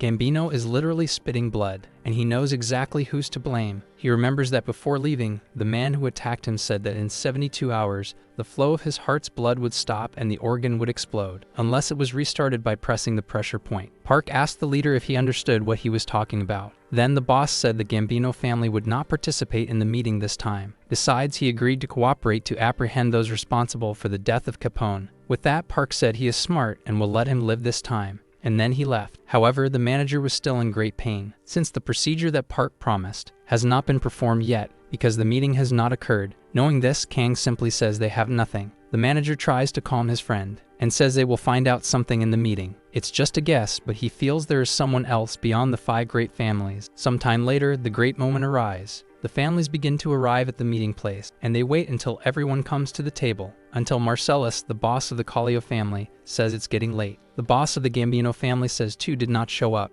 Vito says that Falcon and Sanchez did not appear and immediately deduces that they were responsible for killing his father. Rebecca tells him not to jump to conclusions and advises him to observe everything first before acting. The boy agrees, saying she's always the wisest, until suddenly someone appears, claiming to have urgent news. Meanwhile, Park and Kang observe everything from afar. The man who just entered reveals that the heads of the Falcons and Sanchez were killed. Kang then says that it appears they have another enemy. Park says it's no wonder the 5 families seemed weak. Kang says he thought he was getting stronger, but his friend cuts him off, until suddenly, the lights in the place are turned off, and only one is turned on in the stage. A mysterious hooded figure says it's very convenient for them all to be there together, just the disgusting trash that stains this city. He also says they deal with corrupt politicians and manipulate the workers' union to exploit their wages. In addition to lying and deceiving under all kinds of pretexts, they are despicable criminals who incite chaos in this city. The mysterious person points out all their crimes and says his name is Night Knight, claiming that he will execute justice. Vito asks if it was the Night Raven who killed the other bosses. He replies yes, as they were cruel villains and their deaths were a small price to pay. He claims the same happened to the boy's father. He also says the same will happen to him, since he is the son of a villain. Then, the Raven attacks, throwing feathers as projectiles. Rebecca protects Vito and tells him not to expose himself to danger. The boy says the Raven killed his father, and for that, he seeks revenge. She says she knows that, and it asserts that, for the sake of this world, a price must be paid. Immediately, the protagonist's system alerts that the anti-hero Night Crow is executing justice. Kang then says there's no shortage of villains who deserve this punishment. In this, he uses the dark magic and Blackie to attack, and confirms that this was the true villain all along, the Raiden King. The protagonist attacks the Raven with dark magic, leaving the adversary in a tight spot. However, he manages to find an opening to counterattack, and Blackie says the protagonist will end up killing him. Kang sees that his cat is being sliced too easily and thinks he should feed it better. Then he decides to act faster. He then grips his opponent by the cloak and hits him with his magic. Thus, the Raven is left with a death mark, as well as suffering a debuff, exposing his weaknesses. The protagonist also uses the keyword gossip, which grants him the details of the target's attribute window and allows the debuff exposed weaknesses to be stacked again. With this, unwittingly, the enemy reveals that negative energy comes out of his cloak. His sharp feathers are dangerous, and he hides various explosives on him. Unbeknownst to the Raven, he is fighting with a dark clone of the protagonist, and in the meantime, his movements are being observed. Kang wonders how a cosplay suicide bomber dares to act like a hero. The Raven realizes he is weaker and asks if the protagonist is a stranger. He gets no answer, but in any case, he decides to act and controls several ravens on the screen, using them as Bond Ravens, which explode everything they see ahead. Park wonders why there are so many of them. He is an expert in individual combat, but realizes he is doing the opposite, as Kang is facing the Raven alone. The protagonist states that the bosses are Park's, and he needs to protect them no matter what happens. After all, Kang asserts that his friend is better at protecting than he is. Park does not agree with this. Nevertheless, Kang says killing is his specialty, so that's what he intends to do. Until the Raven says that outsiders should fight for world peace and asks why they are acting like puppets of evil. Kang doesn't understand what he meant by peace and union. The Raven says he doesn't know what his enemies used to deceive them, but claims they are all a bunch of rotten villains and killers. They were responsible for the death of the Capone family, yet they walked free from court because they bribed influential people in this city, and because they were afraid someone would take revenge. He also says that this is the true nature of the city, claiming that's why he and his comrades want justice. The Raven says it is not too late, and that he fights for this city and justice. He tries to convince the protagonist to fight alongside him against these villains, but Kang doesn't listen and takes the chance to attack him in the middle of his speech, claims that he talks too much instead of fighting, and also does not like facing someone who wears a mask. However, upon seeing the Raven's face, Kang realizes it's just a little boy. The Raven tells the protagonist not to underestimate his justice, and as a final act, he triggers an explosive. This catches the protagonist off guard. Then the Raven says that the woman told him about the rendezvous point 3 days ago and asks Kang how many explosives he thinks have been planted. The protagonist finds himself amidst an explosion and almost gets hit by it, but his friend comes close, and the two of them escape thanks to Blackie's help. From afar, the explosion can be noticed. The next day, after everything has calmed down, they regroup and Rebecca thanks their loyalty, claiming that, thanks to them, most of the businesses that were at the meeting are now in the hands of the Capone family. Kang says the boy survived and that they won, just as she wanted. Rebecca agrees and says that, with this, their job is done. However, the protagonist asks if, in the end, all this was not part of her plan. The woman asks what this has to do with him. The protagonist claims that his job is to wipe out all of the Capone family's enemies, and since she took part in the murder of the family's godfather and even hired an anti-hero to kill the bosses of the other families, this makes her an enemy as well. Rebecca says he has no evidence, but Kang asserts that the Raven himself confessed. He said that Rebecca provided information about the family, so she is a traitor. Through this, she eliminated competition, put the little boy as a boss, and became the woman who really rules the city of Black York. However, Rebecca claims that it's not exactly like that. asserting that she did all this for Vito. She states that Vito is an extremely kind and innocent boy, so she eradicated the godfather who forced him to train to be his successor and all other threats to him, all to protect him from this world's cruelty. Rebecca believes she only did what a guardian had to do, but Kang says she betrayed the one who took her off the streets and used his son as a puppet to become the queen of the night. Park takes over the conversation and says she is not a guardian, for her actions have made the boy someone incapable of doing anything on his own, and that she is only thinking of her own good. Rebecca states that no foreigner is qualified to judge her. Park then suggests asking the boy's opinion. Thus, Rebecca realizes that Vito was listening to everything. He begins to cry upon learning the entire truth. She tries to justify herself, but Vito surprises her, revealing that he has powers and uses them to subdue her. Vito says she was right, as always, because the world is really cruel. After that, they complete the mission and return home. Park mourns not having lived a hero adventure. Kang, on the other hand, likes to go home and not be surrounded by the press. His friend suggests that they do this again until his assistant shows up. She says there is a problem. The tough tower of Tier 5 in the center of Seoul. It's about to experience a tower breakdown. Hearing this, even the protagonist gets scared. The tower in question is one of Tier 5 that the association players attacked. They failed on the first raid and managed to retreat, but one of them says everyone will get 3 penalties for failing. This means they will be downgraded. Another says they can fix this, trying to complete the challenge at the hard difficulty, scaring the rest of the group. He argues that both have done everything until they got there, and everyone agrees that they don't want to go back to the bottom and become slaves of the association, so they need to get rid of the penalties anyway, and the way to do this is to choose the hard mode. After that, they attempted a second raid on the hard level and were completely massacred. On the way there, Kang says he has heard about the association's merit and penalty system being cruel, but he does not agree that this is fair. Breaking the tower is something rare to happen. However, during the first and second seasons, this disaster happened regularly. At that time, there was no proper method for raids, and failures were common. The result, however, was not easy. Countless deaths occurred because of this, taking the lives of many precious people,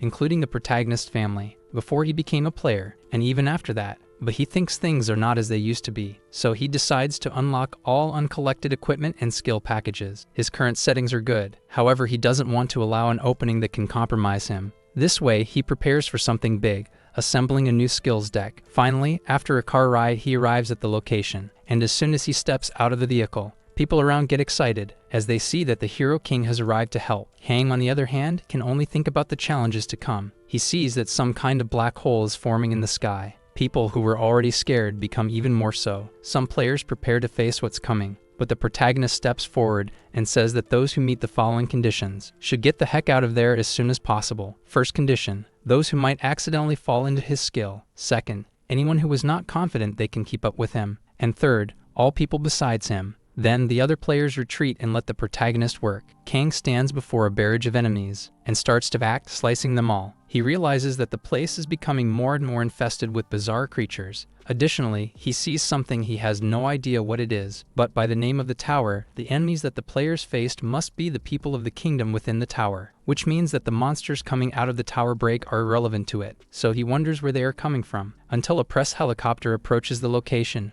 trying to cover the event. The journalist says that the Hero King is a controversial figure, but when it comes to abilities, he gets the job done. Kang gets an alert that the Monarch of the Abyss is awakening the darkness from the depths. With this, the journalist reports that the portal is changing color and deduces that this is a prelude to the arrival of the Abyss monster. And one wonders how a monster is coming out of a tower like that. In turn, the protagonist approaches and tells the helicopter to get out of there before being tossed to the monsters. As he proceeds, he wonders if the monarch acted on his own, until his system alerts him that the Abyss slime has appeared. Kang was expecting something like this to happen, so he starts to attack and wonders if this will be enough. Then he concludes that he needs to finish it in one hit, so he charges an ice attack mixed with shadow skills and with Charlotte's Web skill. In this way, he connects 2 points with a plot of death possessing extreme cutting power, and after using all this combined, he defeats the Abyss slime. The tower's break was interrupted. The Abyss monarch granted him a gem as proof of his satisfaction. When he returns to the real world, the whole local press surrounds him, as always, as they see that the Hero King prevented the tower's break alone. The news about the incident spreads everywhere. Kang, somewhat frustrated, blames the association, as apparently the dead players failed the raid and were afraid of being penalized. Hence, their actions provoked it,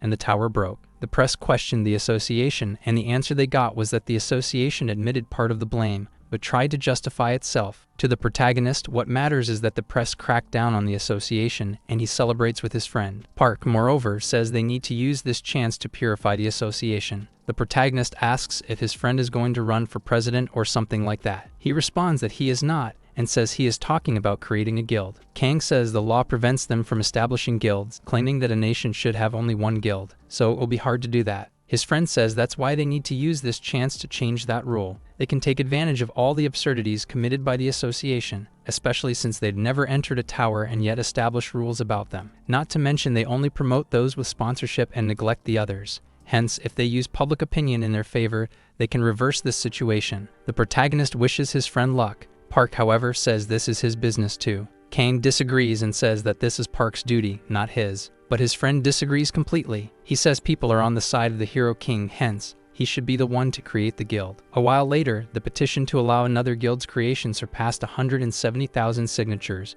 but the existing guild doesn't want to admit it. Regarding public opinion, the Hero King and the veteran players are rising, but the association's president dislikes that. He is sure that the protagonist and his manager are behind this, claiming both don't know the danger normal players represent to civilians. He thinks that in some countries, the government is lax and the guilds link with the underworld. Some nations even turned into the dominions of dark players. Even the USA, which allows private player guilds formation, controls its top players with the military. The president considers players as walking bombs that, without ideal management, become impossible to control. Thus, he concludes that those against this are simple-minded people who don't understand how the world works. Until he gets a call, his system alerts that the wicked monarch is interested in him and asks the president if he is interested in accepting the tower challenge. Far from there, an announcement from the protagonist occurs. People note that this is his armor from the previous season and wonder why this advertisement is still broadcast. For his part, the protagonist thinks about the creation of this new guild. In every way, Park tried to convince him to create it, but Kang, at the time, pointed out several problems. Then his friend told him not to worry about the details, as he just needs to assume the leadership position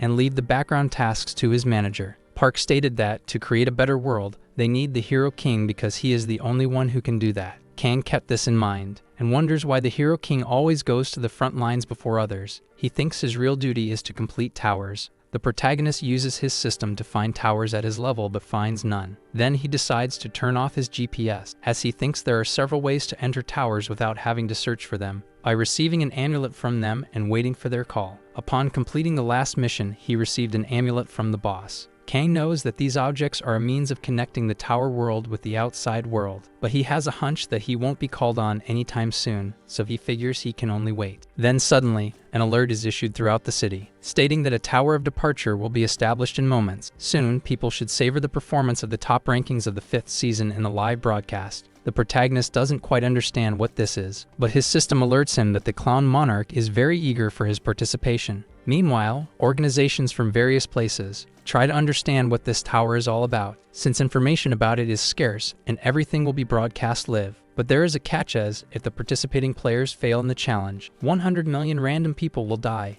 Kang was frightened at first, but this was the motivation he needed. He then appears ready for action and agrees to participate in this mysterious tower. Then he and other players from around the world enter the tower at the same moment. There, Kang meets some acquaintances, but upon seeing these players, he says he can hardly contain his joy, because it's been a while since he has seen all of them together. The saint approaches him to greet him, and Kang asks if she is wearing some sort of cosplay. She says no, and also says she likes seeing Kang in his normal version. He asks when he was any different. The saint mentions what happened after the 7th tier tower raid, and she was worried when she saw the broadcast, as Kang seemed exhausted. The protagonist realizes that she really was worried about him, but he reassures her, saying he's fine and will not stop going on raids, until another player approaches and says that if Kang isn't feeling well, he should leave now, claiming that he is the last Hero King. He asks how the top ranker can be the last to arrive. Kang replies that he couldn't consider that when there are 100 million lives at stake. The protagonist asks if this player was expecting a cliché response, like the last one to arrive is the one who saves the day, but the player states that the first to arrive are always the first to face danger. However, Kang provokes him, asking if he rehearsed that line, claiming that he doesn't care about anything and is just pretending. But the player doesn't appreciate this, and they both start arguing, until another older player interrupts the conversation, and Kang asks how he dares to show up without the appropriate equipment. He replies it isn't the start of the season yet, and he believes that no one will die in this tower. After all, they are being watched by people around the world. After that, the system alerts them that they will temporarily receive a 5th season end set of items until they leave the tower. With that, skills and equipment are distributed. Then the old man says this should decrease even more the chance of someone dying. He is Jork the Gravedigger, CEO of an artifacts company. With his help, the players get stronger and ready to act. Until a woman approaches Maria and can't believe they are playing mind games right now. This woman is Lydia, international master player and a member of the police, and she says that men's maturity has no limits. The saint says they must realize how many lives depend on this tower raid. Until Lieutenant General Kilgore from the US joins the conversation and says that everyone should fulfill their duties to this planet and their nations. The Gravedigger tells the others to be careful with their actions there. In turn, Kang mentions they should have broadcasted during the Pestilence Lord raid. Suddenly, someone appears and greets them, apologizing for keeping them waiting. The masked one says this is a festival for them, a symbol to appreciate the killers of the Pestilence Lord. Then he welcomes the assembled heroes. Kang asks why a monarch is dead and this masked one is celebrating. After all, they were friends. After this, the masked one tells the Hero King that it's better not to provoke the monarchs and asks if he prefers to be called Monarch Slayer. The protagonist earned this title by eliminating the season's boss. Hence, the Red Guardian, who is competing with Kang, refuses to acknowledge that a brat won that title and thinks something must be done about it. Anyway, the masked one says this is a celebration in honor of the players and hopes they don't feel stressed. The Red Guardian attacks the masked one right after, asking if this is a joke, for it's impossible to think of 100 million lives as a celebration. Kang watches this and finds it pathetic, asserting that the Red is only doing this to win the public's coronation. The masked man says that all his attacks are nullified, thus he shouldn't be wasting energy. Now he will explain the rules of this tower, and with a snap of his fingers, he tells the viewers to vote for their favorite player. Soon, it will be up to the viewers of this broadcast to decide the hero of this tower. Kang gets annoyed, claiming they could easily rig the votes, but the masked one covers his mouth, telling him to be careful with what he says, as they have rules to follow. He also states that their mission is simple: garner the viewers' interest and entertain them. The way they do this is entirely up to them, and the number of individual votes each one receives will determine the points they get. Yet if the number of votes is low or if they fail to retain the viewer's attention, the raid will be deemed a failure, and that means millions will die. So the masked one tells them not to stand idle, as they must use everything they have to create something interesting for the world's sake. After this, the Red Guardian and Sword Master request a duel in the arena with the Hero King. Kang says he is quick and asks why he needs to fight. The masked one states that he cannot reject the opponent's desire, and even if he dies in the arena, he will be reborn there anyway. He creates the arena and says the players cannot leave until the tower's voting is over. Before it starts, the protagonist has a doubt and asks if the Red One wishes to fight him again after being crushed. He responds that if he cannot defeat the protagonist, the votes will be useless to him, and claims that he will make up for the loss on the first day of the season. With all this pent-up rage, he begins to attack. Kang, on the other hand, decides to provoke him, saying that the feeling of hitting rock bottom must be terrible. His opponent takes the bait and attacks with greater intensity, using the lone sword of the Nine. The other players are astounded at what is happening, as the protagonist is holding his own against the Red Guardian. He not only has his sword, but is also using the same skills. The Gravedigger thinks this can only be a skill copy. Even the Red One notices this, and wonders if the Hero King had a contract with the Monarch of Mirrors. He claims to have devoted his entire life to this sword, so he does not understand how the protagonist is winning a duel against him. From outside the arena, the Gravedigger finds it magnificent to watch the Hero King fight, and asks how any of them can kill the king. Lydia asks why he is saying this since he is not the one fighting the Hero King, but the Gravedigger says she needs glasses, because those who are truly after the Hero King seem to be the other players. Realizing this, Lydia does not understand how they still manage to act like this in this situation. On the other hand, the Saint is the only one truly bothered by this. The Saint thinks that 100 million lives depend on the outcome of this tower, but in the minds of others, they only think about defeating the Hero King and becoming the top players. She recalls Kang's speech, who said that even if the world seems about to end tomorrow, people continue to fight each other. So she concludes that Kang was right, for in the first and second season, everyone entered the tower solely to save the world. But now times have changed. Maria wonders why. She thinks that even though the players get stronger every season, the tower tiers also increase annually, and the bosses are getting more powerful. Everyone uniting to save the world is just a fairy tale. Maria thinks she's no longer that young girl who just awakened. But even if the races are different, even if the religions are different, and even if the skin color is different, she believes that if they cannot unite even in a game with the world's destruction at stake, she wonders how they can save it in the first place. Back in the fight, the Red Guardian thinks this is definitely strange, for even though this game is unfair, he imagines he understands the protagonist. No matter how strong the Hero King is, there must be a reason. He surmises that Kang has a secret. Soon he concludes that if he wants to uncover his power, then he will be able to beat him.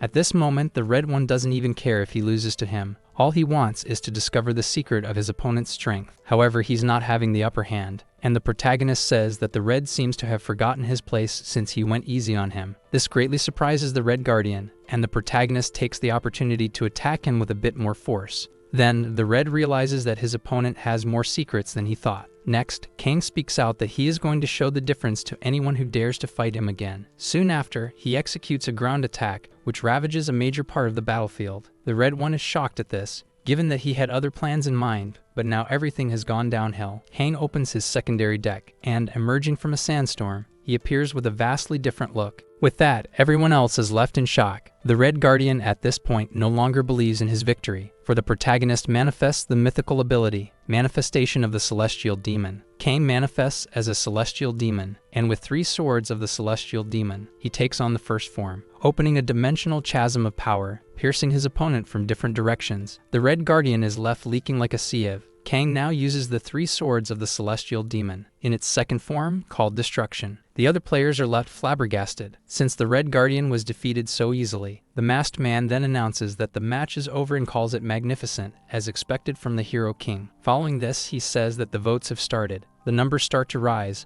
and the Red One still remains desolate. Unlike the protagonist, who acts as if it is no big deal, now he looks quite villainous. His entire appearance comes off as very dark. In fact, even the gravedigger is taken back, since Kang Yusung is entirely unrecognizable. Even the girls are startled when they see him, unlike the audience, who enjoys watching the protagonist. Some observe that Kang has copied the equipment and abilities of the gravedigger. 2 friends chat, and one wonders how the protagonist can be a human like them. His friend corrects him, saying that because of him, others are alive. Then, the first one asks what the protagonist should be called, and the friend says that Kang should be simply called what he is, the Hero King. Kang, in turn, asks the other players what's with their expressions, and if it's their first time seeing his copying ability. The gravedigger states that the protagonist cannot explain the manifestation of the celestial demon strictly with his copying ability. Lydia agrees and says that this ability is not a mere copy, as she has fought against another copy user before, known as the Face Collector, the worst black player who hides his rank on purpose and copies his opponent to the extent of slicing their face and using it. Although it is similar, she says there is a limit. Kang says that it is obviously because he does not have just a copying ability, and asks if they are too curious about it, since both are keeping a poker face. But he agrees to tell them one thing,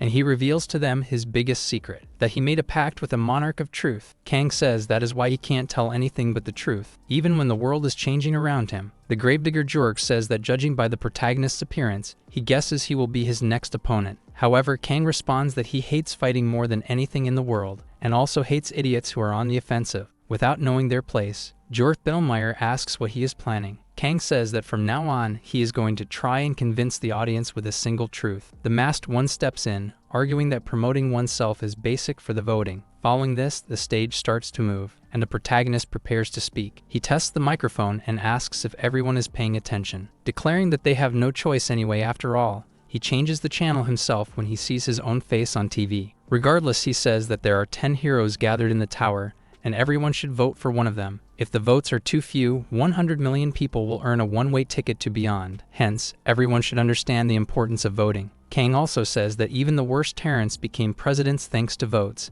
and if it goes wrong, it may happen the same with the heroes. Jorg Billmeyer warns the protagonist to watch his words, but the protagonist asks, "What's the problem?" He also queries if he got annoyed with the part about the tyrant. He talks about how this can't be right, that people revere heroes national quite a lot ever since the two of them fought. Upon noticing the discomfort with the old man, Kang sarcastically asks if Jorg Billmeyer's dream of reviving the Third Empire was supposed to be a secret. The gravedigger asks how he dares to insult someone without evidence. However, Kang says he has a contract with the Monarch of Truth. This allows him to pry into others' lies and secrets, asserting that everything he has said so far is 100% the truth and nothing else. Because of that, he hopes that people will vote carefully and choose wisely. He also says that there is not just 1 or 2 lunatics among the players. He then points out Count Vladimir as one of them. The Count did not expect this, but claims to know nothing of what the protagonist is talking about. Khan comments that it's strange as the Count himself mentioned reviving the Empire. Vladimir tries to stop Kang from talking any further,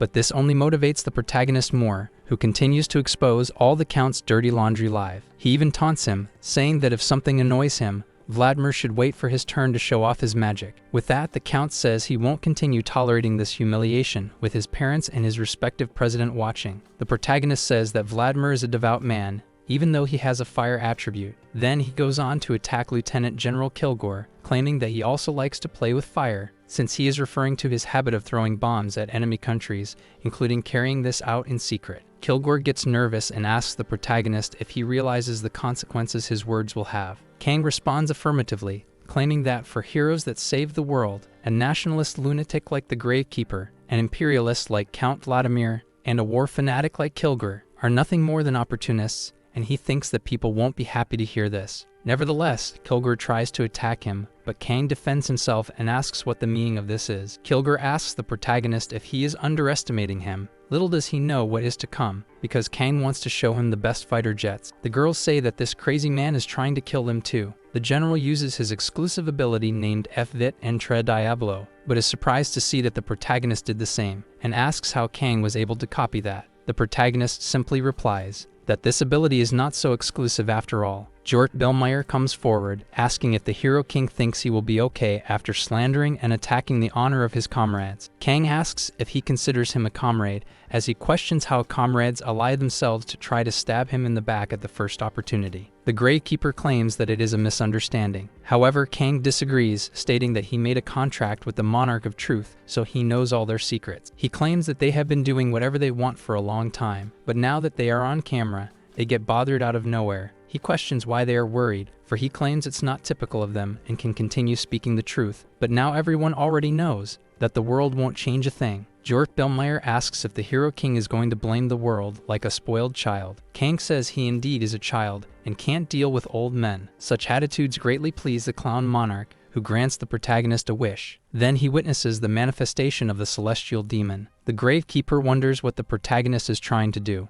Meanwhile, Kang knows that his wish has been granted and is about to be fulfilled. The masked man says that the protagonist's time is up and now it's time for another hero to give a speech, because everyone deserves a chance. So Maria steps forward, claiming that she also has something to say to the watching public. Then the masked man changes the setting and says she can speak freely. The protagonist finds the setting she chose odd, but the saint tells him to stop talking because it's her turn now. Kang does not back down and calls her darling to provoke her a little. Maria then says that at this moment, she will show the world what the Hero King truly is. This sentence is indeed striking, and all the audience becomes anxious, including the protagonist Kang Yusung himself. He tries in a way to interfere, but Maria retorts with a provocation, asking the darling what's the matter. Kang asks if it's too late to apologize. After her speech, the tower is complete, and the vote results are about to be announced. The protagonist checks the data and wonders what the problem with these votes is, until he realizes they were manipulated, but he does not care much, since he has won what he believes to be his right. His system alerts him that he has obtained the manifestation of Celestial Demon. With this, he now has all 3 divine relics,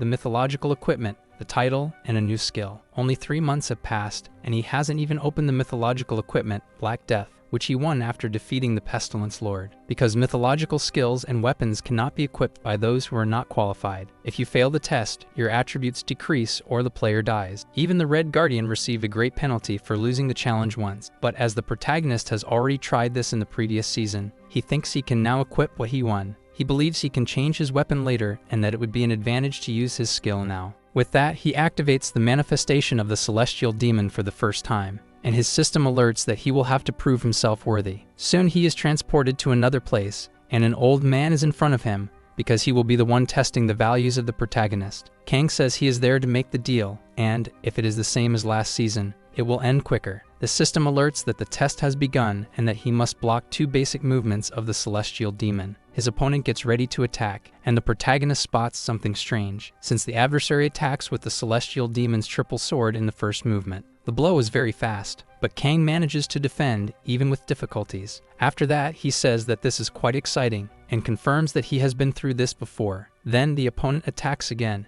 and once more, the protagonist defends himself. But this time, the energy generated by the impact is much bigger, which the opponent feels it on his skin. The adversary sheathes his sword and realizes the protagonist now has a new title. Kang asks if he is referring to the title of Monarch Slayer. The old man asks if the protagonist did indeed do that. He answers yes, and now that the test is over, he asks if the old man will appear every time he is summoned. The old man is still digesting the previous information, and Kang asks if he is bothered by anything. However, the old man simply says that he likes Kang. Then the scenario begins to move. Kang questions why that's happening, but his opponent does not respond and advances next, telling Kang to show how to use a sword. They start to fight again, but the protagonist doesn't understand why, since he thought the test had ended. The elder does not stop fighting, so Kang begs him to stop, claiming that if it continues, it will end up killing him. However, the old man says that the protagonist's sword is still enchanted, and asks if he used it to kill the monarch, because if that's the case, he won't recognize him as a winner. Kang asks how he can defeat the celestial demon with his abilities. He says that, if it were possible,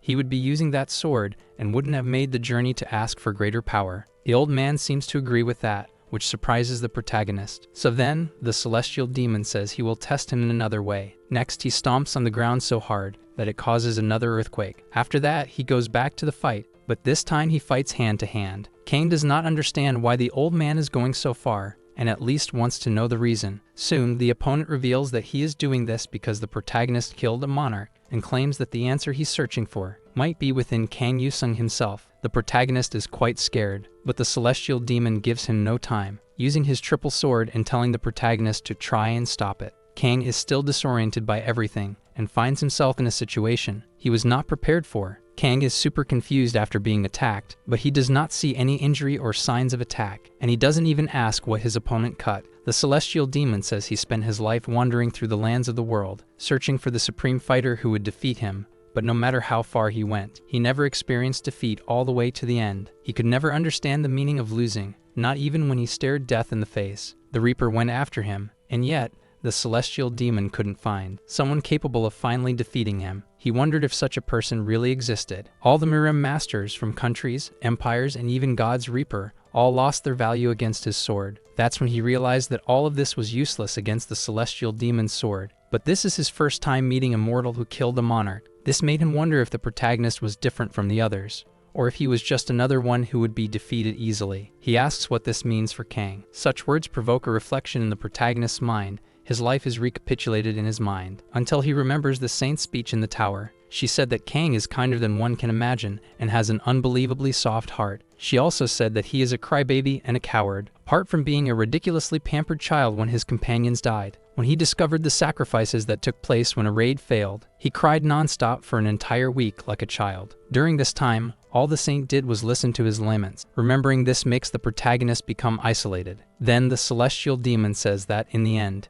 Kang will be able to give an answer. The protagonist asks what answer does he want? The meaning of defeat, the meaning of death, or even the meaning of life? However, the celestial demon is surprised that Kang is still alive. Anyway, he continues remembering what the saint said, because regardless of everything, she asserted that Kang never gives up. No matter how painful or how scary it was, no matter how much he got hurt, he continued fighting for the sake of the world, even if none of this mattered in the end. Kang also says that you can only break what exists, but not what does not exist, so a meaning is not different. He asks if this isn't the principle of the triple sword. The celestial demon also says that he died a long time ago. Therefore, the celestial demon cannot defeat a meaning that does not exist. The demon cannot believe that the protagonist is saying that he is at the same level as him, because if Kang was someone who understood the lack of meaning, he could not be the hero king. He asks if Kang is just an idiot who goes around trying to protect something meaningless. Kang says he is not doing this out of a sense of duty, but that what he does is meaningless. He also states that heroes save the world as much as they breathe and work hard defending the terrestrial plane. But the other side has all kinds of lunatics shooting at them, so he asks what in the world would have less meaning than that. The celestial demon agrees it is indeed futile. Therefore, he sheaths his sword, and says he can't wait for their next meeting.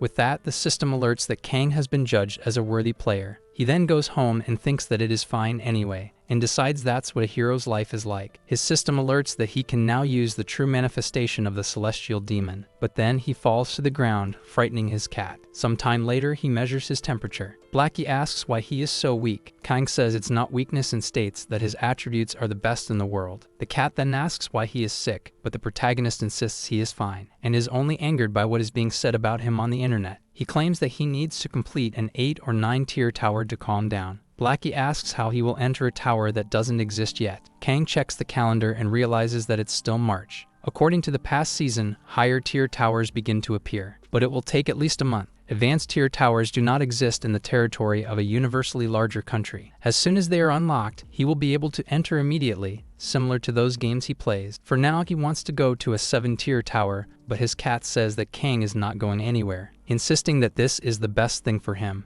A little while later, the protagonist goes to a 3-tier tower. Upon arriving there, he realizes that it's very similar to the one he went to at the beginning of the season. He says that he isn't there for something specific, because he only needs to vent his anger. Soon he prepares to use his new ability, but thinks that the names given to abilities are always meaningless. When invoking the manifestation of the celestial demon, he starts to feel something strange in his body. His system warns that the existence of the celestial demon is having an influence on him. Soon, Kang's entire body begins to twist, and he even spits out blood. Because of this, he blames the old man who gave him this power. The protagonist's system alerts that the receptacle is complete, and adjustments will now be made. While writhing in pain, Kang can't believe that he has permanently obtained the power of the celestial demon. His system alerts that he has acquired the celestial demon bone blessing, and he wonders if this has transformed his entire body. Soon he comes face to face with such bone transformation, and apparently his transformation is only internal. It doesn't affect his exterior. Then the system warns that the collapse of the terrain connected him with the 2nd floor, and because of this, several orcs appear and attack him.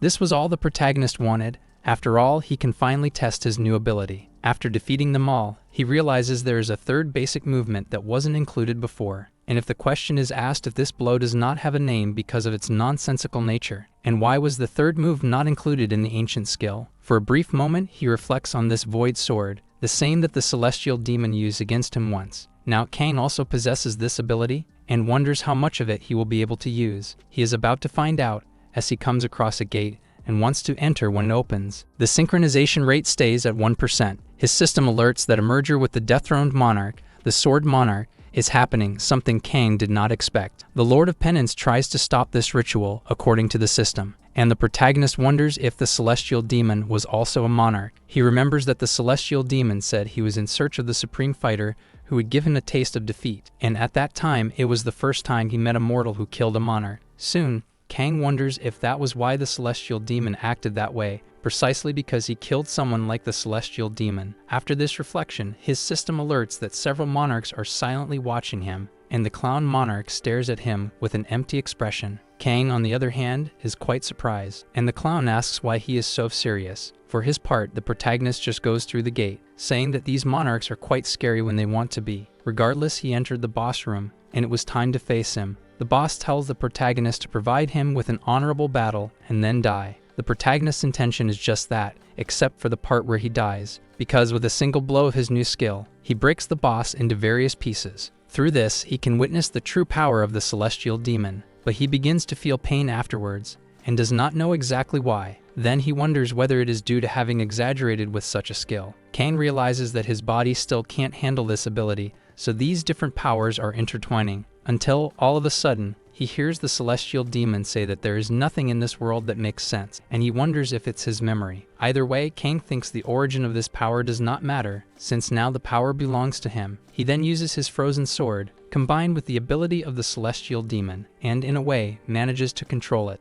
Then, Kang breathes a sigh of relief after that, saying he even finds this amusing. Upon returning to the real world, he calls Park and his friend asks what he needs. Kang says he's getting so angry he might end up moving to France. Park then asks the reason for the call. The protagonist says it's nothing special. He just wants a training partner. His friend asks since when the National Intelligence Agency became the lapdogs of the Hero King. Kang suggests changing the agency's name to Hero King & Co., but his friend isn't pleased. Then he says enough of the beating around the bush and asks what the conditions are. Kang says the others can prepare as they wish, and he will only use one ability, the manifestation of the celestial demon, without secondary deck, artifacts, or synergy. In addition, Blackie will stay out of the fight. Park asks if the protagonist is not going to use the ice blacksmith or the other weapons. Kang says he's about to equip it now. Soon, his friend becomes scared, but then the protagonist equips the weapon and shocks everyone with it, for he is not only with a different weapon, but also with a new look. Manager Park and the others are taken aback seeing this.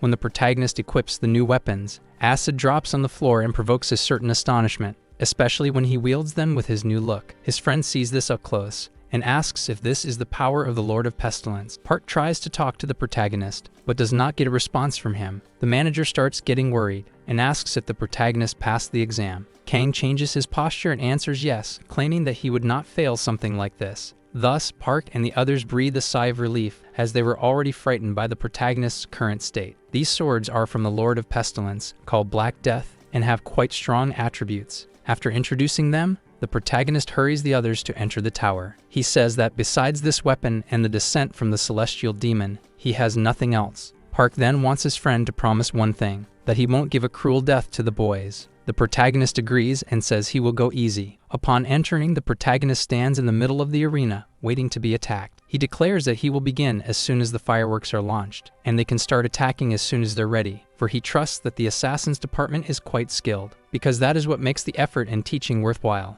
Immediately after, they attack, but the protagonist doesn't stand still and retaliates, taking down several at once. Some prove to be more resilient than usual, and he doesn't let them get too close. Manager Park takes advantage of his distraction and attacks from a distance. Meanwhile, Kang is fighting with the others, but he's not that distracted, since he sees his friend moving above. Park uses his Heart Crusher ability, but Kang says he won't fall for such trick. But the manager feels confident because he disappears shortly after, and kunais are fired at the protagonist. He barely dodges them. However, the kunais were actually tied by strong wires, which allowed other assassins to walk on them. Kang is impressed with this tactic, but he doesn't hesitate to combat it. This ability is called Charlotte's Web, and whoever controls it knows exactly what they're doing, because soon after, some plates from the floor are lifted up by the webs. The protagonist realizes his opponents are trying to get closer. He decides to go up in the air, for he sees that some dark spikes came out of the ground. He hasn't yet found out whose web this is, so he decides to go after and find who's controlling it. Suddenly, he spots a girl,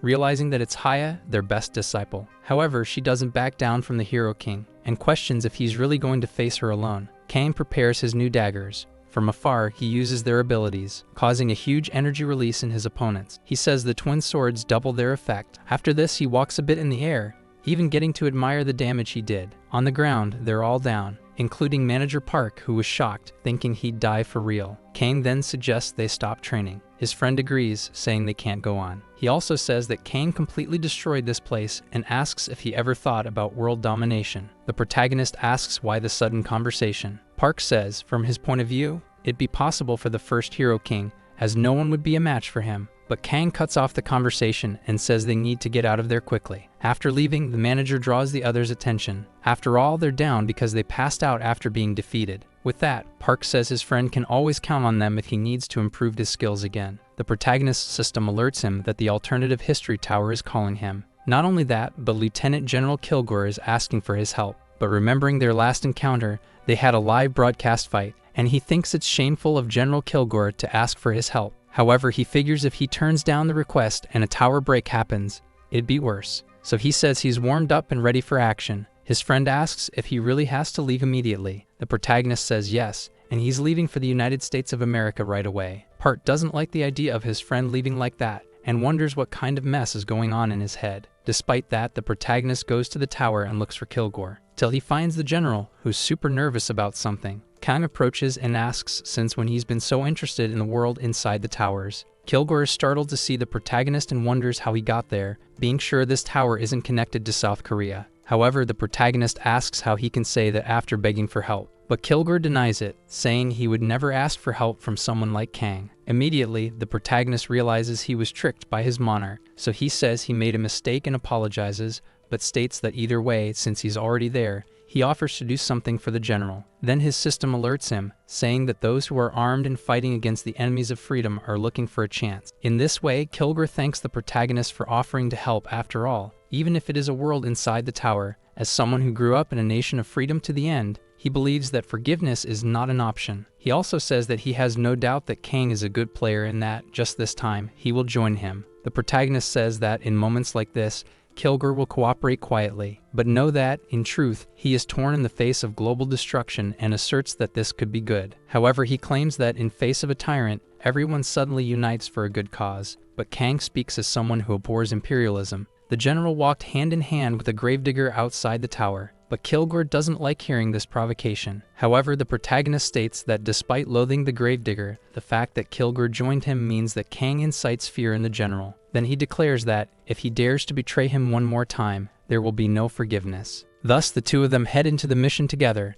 and the people there see the players as deities. Kang immerses into character, while the general demands that these men reveal their affiliation. Their captain introduces himself to the players, claiming to be Lieutenant Aldo Pitt, the current commander of a unit known as Bastards, which is part of the domestic forces of the nation of Kitten, from the Free Alliance. In turn, Kang wonders how they got there and not at a military camp. Kilgore takes over the conversation and asks about the current situation. Aldo replies that the damned Pakshi Empire has surrounded their base. The protagonist says this was to be expected. After all, they are in the midst of enemy territory. Looking outside, he is surprised by the fact the enemies are not necromancers. Aldo says that necromancers are the majority of elite troops, so they place themselves right in the middle. These guys are not messing around. Kilgore states the enemies can take their sweet time, for they have a mission to fulfill: put an end to all enemies. This goal excites the general greatly, and he declares that he will now explain the plan to his allies. Kilgore says they will go out and kill every damned enemy that crosses their path. He also orders them to show no sympathy or mercy towards the enemy. With that, they go out determined for the fight. The elite squad from the Pakshi Empire is surrounding the field. The general joins his team, but the men are surprised to see him fighting with a shield. Kilgore tells them to follow him, stating that the shield will protect them, and so they do, proclaiming that they are fighting for freedom. Ironically, the protagonist says it feels great to be free, but he only watches the general and the others in action. They massacred the enemy army. From atop a building, Kang spots something suspicious. Then he goes to check it out and defeats the snipers in position. On the ground, Kilgore does his job taking care of soldiers and sees that Kang is providing air support, while he and the others fight on the ground. The protagonist goes from rooftop to rooftop, taking out the snipers, until Kilgore approaches the protagonist and tells him he warned to defeat the enemies ruthlessly. Kang says that for him, it is enough if they are dead, but the general disagrees, for he says each of the enemy soldiers must suffer. He wants to ensure that the soldiers in the field have a brutal death, so the others who are still alive know who they are dealing with, because then the terror will take over the rest. The protagonist says the general seems like he stepped out of a movie, and immediately afterwards, an enemy air invasion starts. His allies are terrified at this sight, unlike the general, who says he will show them true air power. Then, Kilgore uses his summoning skills, the same he used against Kang in the tower, and summons his F-23s, named Diablo. With this, an intense air battle begins, but the enemy jets don't stand a chance, as the F-23s obliterate all of them, and the allies celebrate this victory. They thank for the victory and say it was thanks to the players. Kilgore tells them to remember what they need to do to maintain peace. For his part, the protagonist thinks this is all nonsense, but the general insists that war brings peace. Kang disagrees and says that, to find peace, they should not fight. Even so, the general is adamant. Either way, the Continental Conquest Tower was cleansed, and on the other side, a player is in front of the enemies. The gravedigger has been involved all this time and says that his work is now done, but to truly materialize his ideology, he asks the immortal monarch to delay this moment in history. His monarch allows a moment of self-indulgence, and with the monarch's blessing, the gravedigger's return is delayed. Soon he says that he will prove his loyalty to the monarch. The general insists that, to find peace, it's necessary to start the wars before the enemies, and with this, he carries out more attacks at the location. However, the protagonist wonders if this isn't Allied territory. Either way, they move, and Kilgore mentions how he loves the smell of napalm in the morning. Kang says that the whole place reeks of gasoline, but the general retorts that that's exactly what he's referring to. He says this is the smell of victory. However, the protagonist finds this quite pathetic. Kilgore asks Lieutenant Aldo Pitt where the enemy command base is. He answers that currently, it is in the Pakhi Empire and is located in the nation of Kitten, in a skyscraper within the city of White York. Then Kilgore asks if the heart of the Alliance has become an enemy command base. Aldo answers yes, and even the Crest of Liberty has been switched for their Governor-General statue. Hearing this makes the general furious, and he claims he will throw down that statue himself. But as they try to advance, they come upon a roadblock. The 3rd Occultist Battalion of Pakhi Empire's elite team is ready for an ambush, and Kang takes the lead, saying he'll handle this. Soon, Kilgore says they'll take a detour and head straight for the enemy command base. However, the necromancers assert that they won't let them leave so easily. The protagonist sees this situation and calls Blackie to aid in the battle. Yet the cat doesn't want to devour these zombies, alleging they taste kinda bland. Kang sees they're actually detainees from the detention center who were transformed into the undead, and now understands why they gnash their teeth this way. He questions why there are so many madmen in this world, but his cat says Kang isn't in a position to say anything, and asks if what the protagonist does is any different to what they do. For his part, Kang attempts to argue, alleging they are different things, but Blackie says humans make their lives more complicated. Kang agrees that humans indeed are different. Either way, he decides to take this on by himself, and attacks the zombies alone. With this, his system alerts that a zombie fungus has been applied to his weapon. He then continues attacking all the undead, until those struck by Kang turn against their leaders, and shoot the very necromancers who summoned them. The cultists try to retreat and shield themselves from this attack, but end up being devoured by their own undead. Kang merely observes them being beaten, until someone approaches and asks if he finally understands the power of necromancy. The mortician wonders who would believe all this mayhem was created by the hero king. Kang says there's also an American general here. Jort Bellmeyer is the honorary leader here and doesn't like hearing about Kilgore's presence on his territory. However, he says to forget about it and draws attention to his uniform, boasting that even though it's different from those existing in the real world, it's still pretty cool. Yet the protagonist says the old man isn't acting his age and should stop these childish behaviors. He also says that the uniform resembles that of a terrorist. The mortician notices that the protagonist has the powers of the celestial demon, but claims he can't lose to him, soon assumes the posture of the Lord of the Grave. Kang asks when a CEO who is always busy running his company got a legendary ability. The old man has the same question since he sees the hero king with the lamp of the Lord of Pestilence and asserts he isn't a common celestial demon descendant. He also says he is the one who should have gotten this magic lamp. Getting ready to start the fight, the protagonist switches to his secondary deck and replaces Waking the Dead with Ice Smith. Jork asks if the protagonist thinks he doesn't need the power of a monarch to face him. Kang says there's no point in fighting a necromancer with necromancy abilities. Soon the old man says during the time they were apart, the hero king's tongue became quite sharp. Knowing the fight is watched by several monarchs, they begin. The poison the protagonist used on the zombies was deactivated because the old man's power was consuming everything. He says that ashes are destined to return to ashes, while the old man uses an army of skeletons to attack. The protagonist enables his ability and equips the darkness. Your system alerts that Kang's evasion and dexterity have drastically increased. Jork knows he is facing an adversary resistant to darkness. He also knows that these skeletons are not very strong and asserts he can see everything from where he is. He contends that necromancers are not bad at close range. However, while attacking, he realizes that Kang used an illusion spell, but the ice sword is real, so Kang says that what the old man sees is not everything. Kang thought that the gravedigger trusted invisible entities and wants to test how true that is. The old man gets annoyed with this and wonders why, of all people, he had to meet the hero king. He thinks it's vanity to lose an opportunity so hard to come by, and believes that next time he will guarantee his victory. However, he is overcome by an unusual feeling. Soon, he concludes that there may not be a next time. He has doubts because a player cannot definitively kill another player within a tower, but the doubt consumes him, and the old man screams in despair. His system alerts that the immortal monarch has rushed Jork's exit to the outside world. On the other hand, the protagonist mocks the defeated monarch. The reputation of the immortal monarch with the others has dropped a lot, and Kang has the satisfaction of the other monarchs. The protagonist's system alerts that he cleared the alternate history of the tower and was granted the accessory called Executioner's Pledge. Sometime later he returns home, and the news of his deeds has already spread. Kang gives an interview with the general, claiming that he couldn't refuse a call for help from someone so important. He also takes the opportunity to send a message to Jork and asks if he sought help from anyone to compete against the hero king. On the other hand, Jork watches these provocations and gets furious, until he orders his assistant to send a message to Mr. Lee, whom they spoke with earlier, because he will soon need to visit South Korea. Back at the interview, Kilgore tells Kang to stop talking. He apologizes and says that he has this habit of not staying quiet in front of the cameras, until the reporters want to hear also from the general. He says that, as a patriot, he has only one thing to say: country above everything and God above all. Kang never misses an opportunity to provoke him, until some men approach him